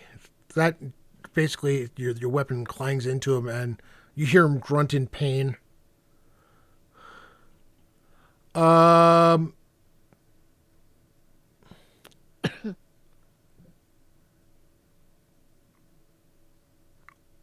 The one, let's see, that was on this round. This is also the round that they get their attacks. 5, 10, 15. Hans, you see one of them starting to advance on you. The other zealot looks to make his attack on Sonius, the one that Sonius had been taunting and egging on. Oral correction, excuse me. But, He swings, and as he swings, the Crusader's other arm, his hand, he takes one hand off his weapon and catches the weapon arm of the guy swinging. Says, "No, he's mine." you guys are chopping off pieces off me. There's plenty to go around.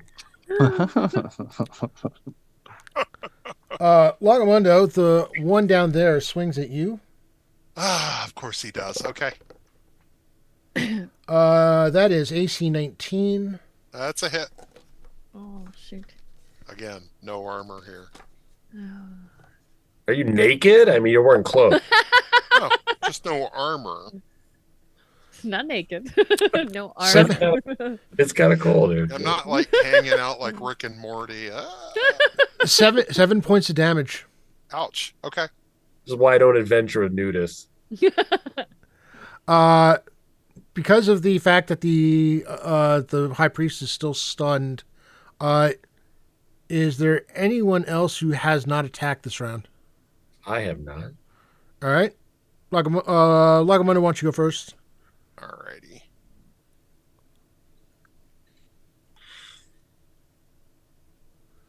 Um, 17.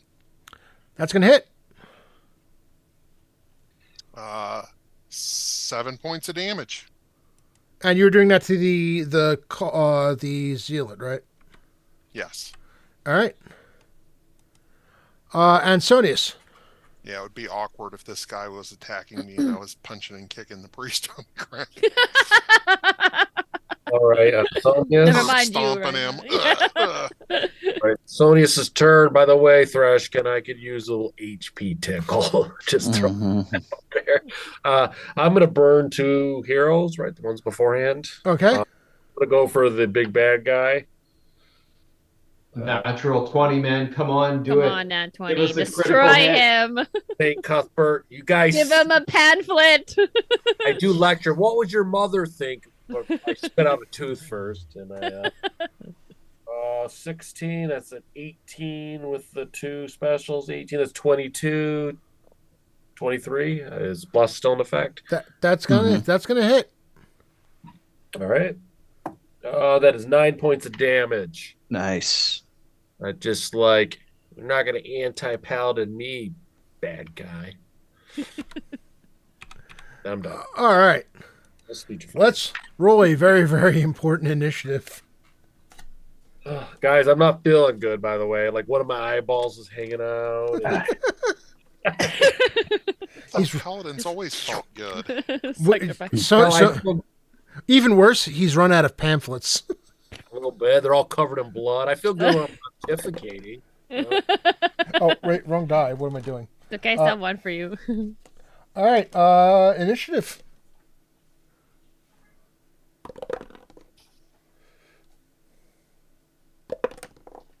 Is there anything where you can like add AC to somebody else who's next to you, like throw your shield out there, or I don't think there's No, any not- combat no, not- maneuvers for okay, it.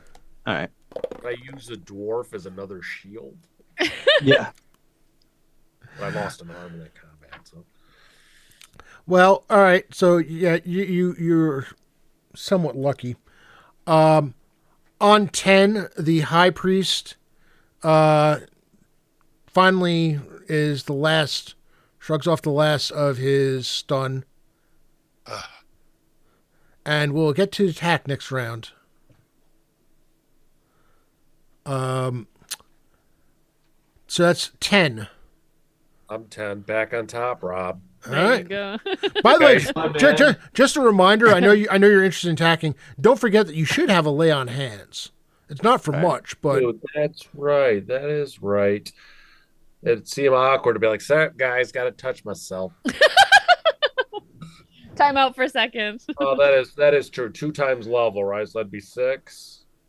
all right. I want you to do me a favor. I want you to give me a charisma check. +2. Oh, What round are we on, actually? Mm, Still within 5 rounds? Yes, yeah. The- Okay, Well, so you I should still have a rolled, +2. I rolled a 3, Rob. So I don't think I'm going to be getting above that. It's 3 plus 2 is a 5. Yeah, no. You're not going to get to where you need it to be. BP Gaming RPG, Biggie, thank you so much for the subscription. It's awesome. Glad to have you here. All right. So that's on 10. 9. 8. 7. Yep. 3. Hey, Go us again. Go ahead. Ladies first. Yeah, you guys go ahead. I'm gonna attack the priest. I want to get him while he's down. Might as well. He looks pretty beat up. 19 plus. That hits. Okay. Wait, did Doesn't you roll matter what 19 on it the die? Yeah, on the die. You have a special Use hero your point. Special hero point to make it a 20. Yes, I do. What is your max damage? Where would it say that? Uh, 8. Oh, it's a 1d8. So it would 1d8 plus you have a strength bonus.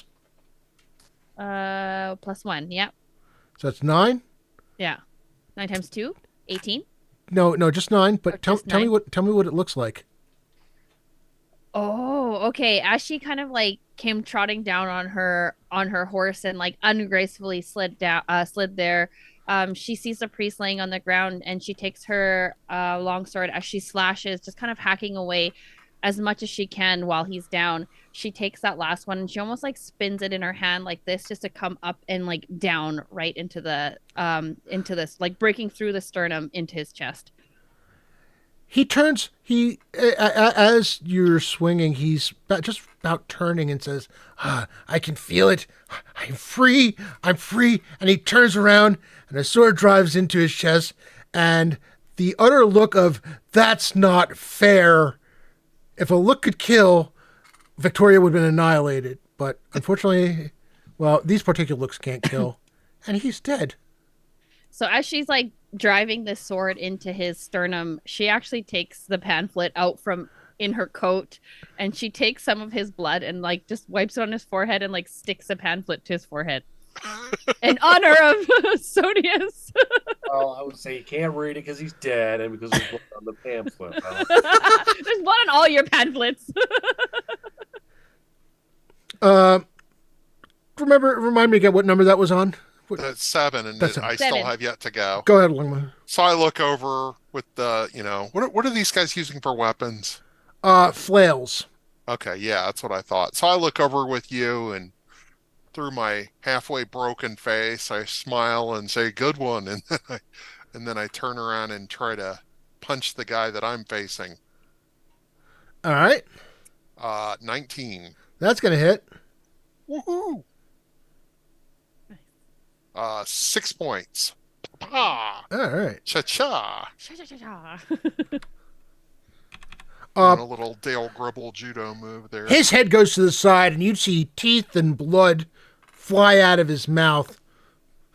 And he looks at you, and he's grimacing, and you see pieces of cracked teeth in his front, and couple more missing.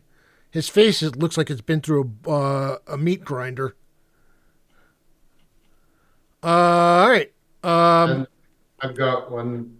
Go ahead. All right, I'm gonna try to make this I'm kind of seeing where this is all going. Want to stop the overall evil for the greater good. Mm-hmm.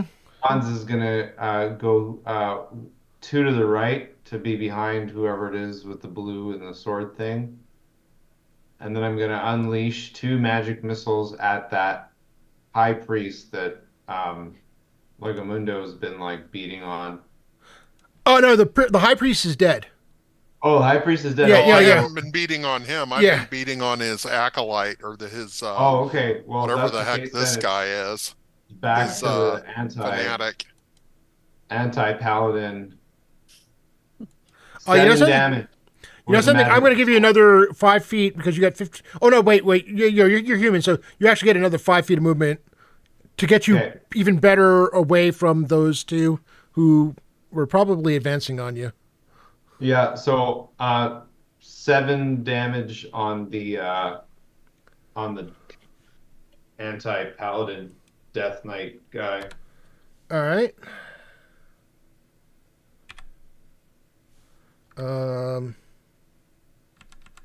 Whoop. Ooh, he staggers just a little. He's for the first time. He does not look quite as steady as he did at the beginning. And that was what? That was on 6? That was on 7. So 7. you're on 6. I'm on 6. Thraskin. It's a Cure Light Wounds on Sonius next to me. All right. 5. Kill Light Wounds is a 1d8. Yeah, I rolled up 5. I want you to give me a. Is Charisma a prime for you? Charisma is not a prime. Yes. Actually, I want you to give me a Wisdom check. Wisdom. Wisdom is prime. Add level to that? Yep. Okay. 14, 16, 17, 18. 18 prime. You feel the power of your God flowing through you, understanding the evil that you face and the danger that you're all in. Sonius, you get healed for 10 points. 10 additional. All right, I'm feeling all the way up. There's something to those pants.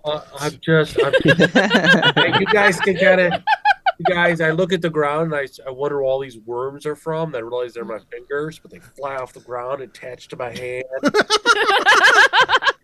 I start to heal up, and I'm like, Raskin, your heathen fingers have never felt so good. Take back everything I ever said about you. The Crusader says you had to make it weird. I always think. And meanwhile, he also turns to Thraskin and says, "I've changed my mind. You're next." Uh-oh. Uh-oh. I'm like, thank God. The Thanks, zealots. Cuthbert. The zealots decide to attack or get their attack. One of them strikes out at Lagamundo. Of course. And he's going to hit. He hasn't missed. Only 2 points of damage, though. Ah, that's good. Yeah, don't come to a gunfight wearing a diaper, friend. One of them swings at Thraskin. And I'm pretty sure that AC 13 is going to miss. The one actually decides to go, for whatever reason, decides to go chasing after Lila. I forgot she was here. I thought she skedaddled. I thought so She too. did. She did. For some reason, he just decided to take off on the run. The other, on the other hand, you know something? Sonus, I'm going to give you an opportunity attack on the zealot just basically running past you, figuring that you're not paying any attention as he makes his way over to Hans. Oh no. I rolled a 3, so I thought I'm going to hit. The false god gave me power, but not that much power.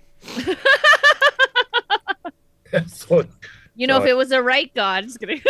think what you could have done. This guy swings at Yeah. Hans. Swings at Hans. Hans, do you have any special hero points left? I do. I have one special. Well, yeah, because I didn't use them before, right. right? You're going to want to use one of them because I just rolled a 20. Ooh. And you were the last person you want to be taking max damage. No, that's true. That's absolutely true. That's not true. I'm the last person who wants to taste it. You can take it. I'm not. How much damage is it? You don't Well, want to take it. it would have been 8 points of damage. Instead, it turns out to be 4. Okay, Much better. that's all right. That's all of them. So that was, I think, on 5, 4, 3, 2, 1. You all attacked already? All right. So the Crusader swings at Sonius. Oh, Sonius, it is your lucky, lucky day. I rolled the 4. There's no luck. It's Providence, friend. Oh, man. All right. Next round.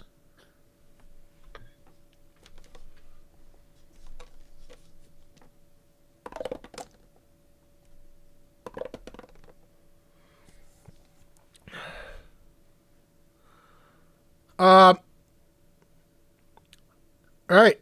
10. Lila got feared. Lila is currently, while she's on screen at the moment, or it might be on screen. Hold on. I think she's off screen now. She's off screen at the moment. Mm-hmm. She got feared by the Grim Crusader. Got a feared. Got herself all feared. Third. All right. So I have 10. 10. Okay. I'll go after the only guy that's there. Yes. I rolled a He's 7. been beating the shit out of me. So Sorry, I didn't roll very well though. 7, 8. Yep. 11? That is not going to do it. Okay. I tried. 10. 9. I was so distracted by 8. Lagamuno's good looks. I got an 8. I'm on 8 as well. Go ahead, Lagamona. All right. Well, I'm gonna see if we can take this guy down, because if he hits me again, I'm gonna yeet out of here. So I will taunt him first, so maybe he'll try to distract him. 16, was that enough? That's enough. Yeah. Yay. Woohoo. I was Kill about to him! say I should have added to it. I was like, oh, that's probably one short. All right. Punch. Oh, I re-rolled my attack like a dumbass. Give me a second. Damage. 5 more points of damage. And this one finally succumbs, crumpling Yes. into a heap. Thank God. Another right cross. his head jerks to the side and he twitches a bit before falling to the ground. Dead. I see your god flailed you this time. Oh, that's worth at least 6 hero points. At least. Maybe even 7. I I agree. say as I spit one of my teeth out. Yeah, I look like a modern masterpiece. I'm covered in. All right. So, I was on 8 as well. all right. 16 with the bless and 9 points again with the guy to the south. That hits. Ooh. Victoria, I think we got to go help those guys out. I think so. All right. I can feel my face again. The guy to the south is in bad shape. All right. On 8, the guy to the south attacks you, Thraskin.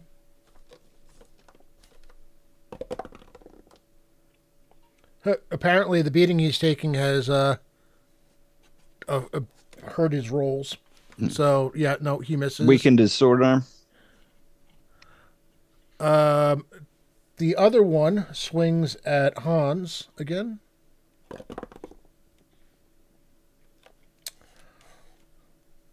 Hans, you nimble guy managed to sidestep his wild swing. Very hard for these guys to miss a clothy, but this one did. And you don't know what's going on with the other one that went up above.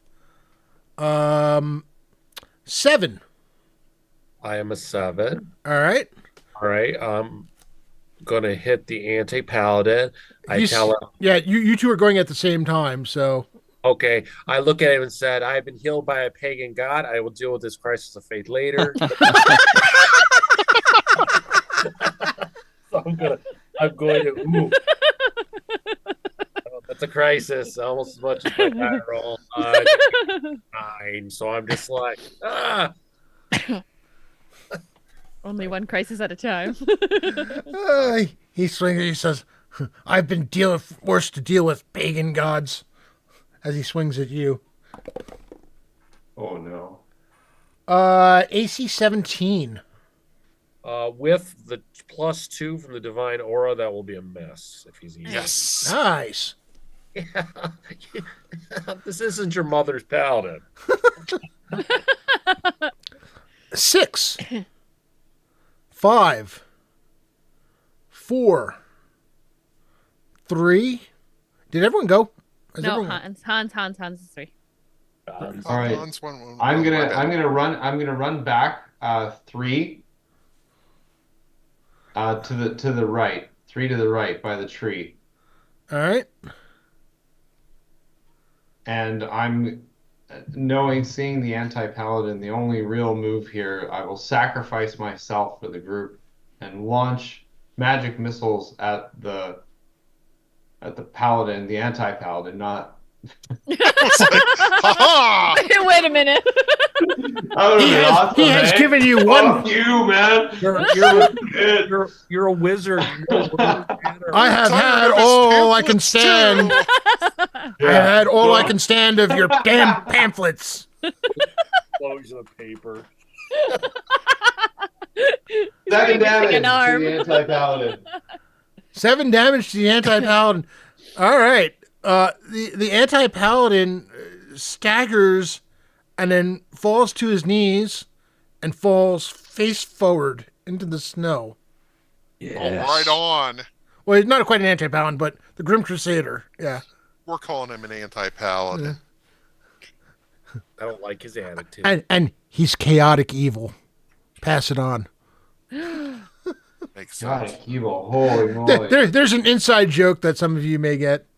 Depends on how long you've been around. And I scream, help! All right. What number was that on? 3. 3. I think that's it. Is there anyone else who hasn't gone yet? Everybody. Yeah. I think All right. Initiative. Oh, that was poo. Yeah, and you're right, Pat. But I got to do it anyway. I'm contractually obligated to bring that up every single time. 10. I am a 10 again. Oh, nice. Not to brag, but that dwarven god has given me some steroids. Who is up? Just that 1, 2. I'm gonna go the one straight north of me. And he's the one that you had been beating, had been going blow to blow with before until the other one. Yes, I was lecturing. What would your mother think? And I hit. He said, I forgot about this conversation we were having.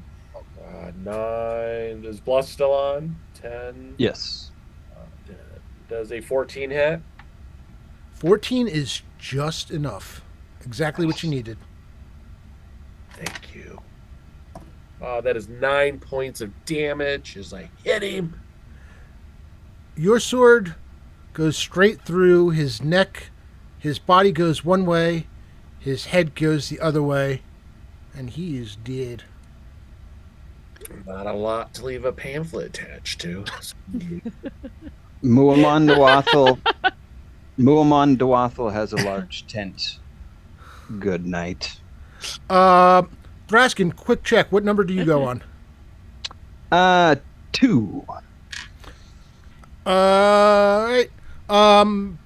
So Victoria and Lagamundo, what number do you two go on? 4.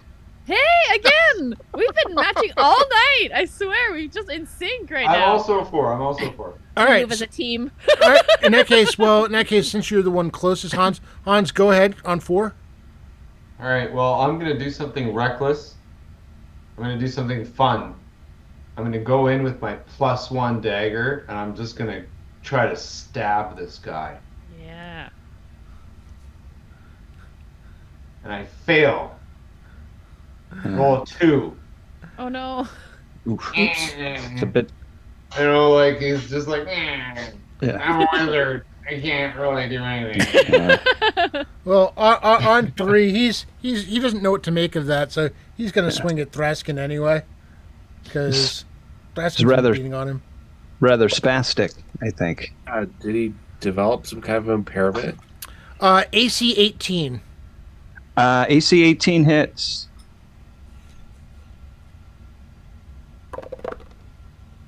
2 points of damage. I will take that. And there's still one more guy chasing. Off Lady camera, yeah. Gorilla. Yeah. Okay. All right. Is there anyone who has not yet gone? I was on 2. Us two. Oh, okay. Victoria and Lagamundo, you can ride Victoria's horse start riding him back up the hill. I'm gonna draw my bow and try to shoot that dude. Oh, there you go. All right. Well, Thraskin, you're right there, so you go first. I rolled a nat 20 with 1 damage. So. You rolled a nat 20? Nat 20, it's You don't roll. max damage. Max damage. That's max damage. Well, I just roll my dice at the same time, but Okay. Oh, okay. but yes, it was a nat 20. Yeah, you're annoyed enough where you basically launch yourself at him, having seen the rest of them fall, seeing all the damage that has gone out, and your companion nearly succumbing to the target next to him. And you basically leap at him, hammer going overhead, smacking the guy in the forehead. His forehead crumples in as Nice. you sickening crack as the skull gets crushed. And you find yourself, the rest of you see Thraskin basically just riding him to the ground. And is kind of standing on here, his hammer at his side, dripping with blood. And bits of bone and brain and other stuff. Nice. Guess I That's won't it. need this. Very, very well done. It's about that point that Lila, who has apparently gotten over whatever effect that thing had on her, comes back dragging the corpse of the other one. Oh, nice. She looks to be a little taken some damage, but you've managed to stop the ritual. You've managed to kill the cultists and basically effectively the head of the cult. So I'll sit down and fantastic bandage job, my everyone. wounds. And hey, look, right at time. Woohoo! Perfect. Look at that. Well, Yeah, well done. I All gotta right. deal- So that brings to the conclusion the weekend, the fundraiser. Was Next there week any- is the this is the fundraiser prequel weekend. Thank you everyone who has been hanging out, either chatting. Basically, all the donations have been fantastic. We've raised over $1,700. I'll get the total from Jay when we raid. Actually, that's a good question. Is Jay live yet? He is. If someone could Oh, check right on on. that, because otherwise I'm going to Yay. keep talking until Jay is live. Can I ask a it question? They looks are like live. He is. He's live. Yeah. Can I Uh, ask a question? hold on a second. Suddenly I can't hear anyone. Oh. Can anyone else talk? Just I need to Hello? go. Test. Hello. test. Hello. And that's about the time that my sound decides to finally. Kaputskis. Gotta love it. Let's go back to this. Give me 1 second, because I need to reset my sound. Good game, everyone. Indeed. Oh, I don't yeah. Really fun. hear and see you soon. I will see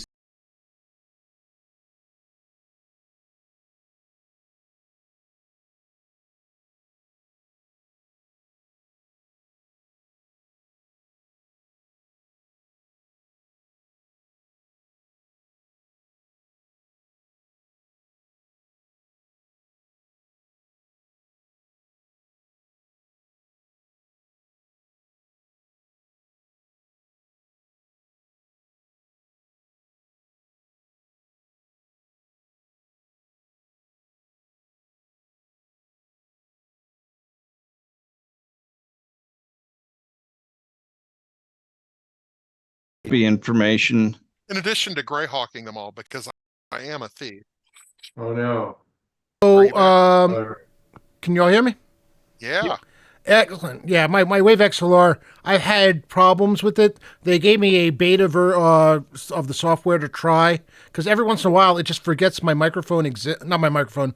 If basically I didn't realize my microphone was muted too, but the sound just goes out for my headphones for sure, and I end up having to like reset the thing. The beta version of the software they gave me is better. It's still not perfect, but we're good. So, I'm sorry, was Jay live yet? Yes. Yes, but we All have right. a quick question.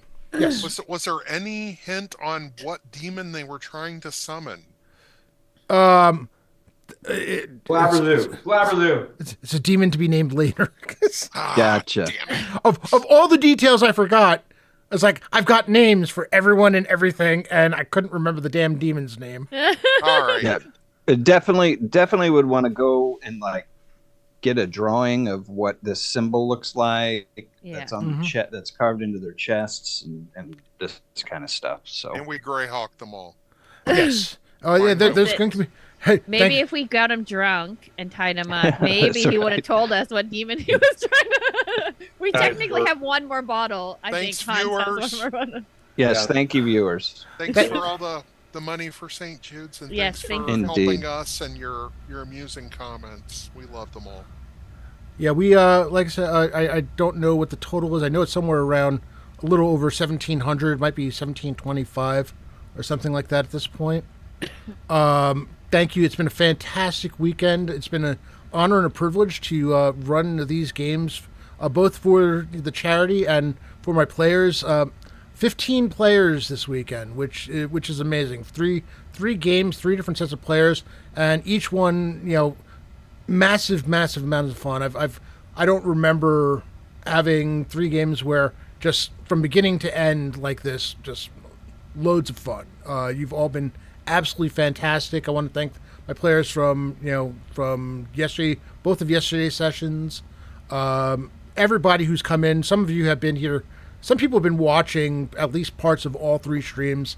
That means the world to me. The donations to the charity, the gift subs. Even though I wasn't asking for them, it's been fantastic to see. I really appreciate it. It helps keep things going. And I want to thank Jay, Lord Kazumba, because he's the one who started this. This has actually been going since even before I was following his channel, but I was able to play in some of the games in the first one, the first one that I was aware of, and then running games for the ones to follow, and then letting me basically do a weekend before the actual main Megastream. We have so many talented streamers running games next weekend. You can see the ad that's been coming up along with the sponsor ads. Thank you to all the wonderful sponsors for the donations. Those of you who have donated and put your name or handle to it.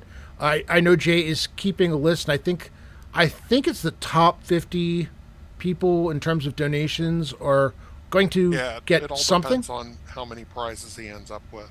Yeah, it's how many. It depends on the total number of prizes, but I think he's at least counting the top 50. I think he's expecting to be able to cover at least that. I don't quote me on that though.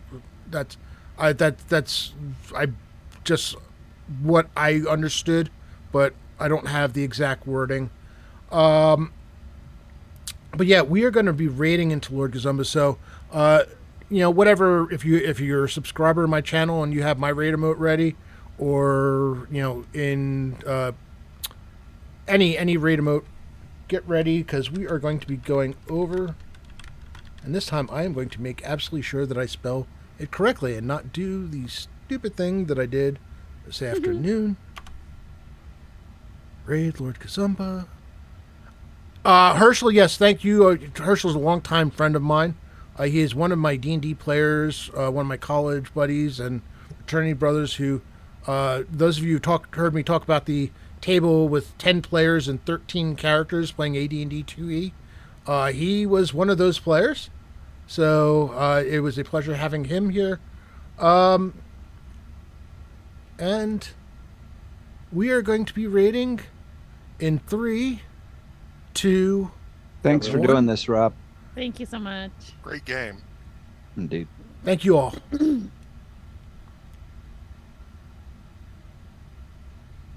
Yay.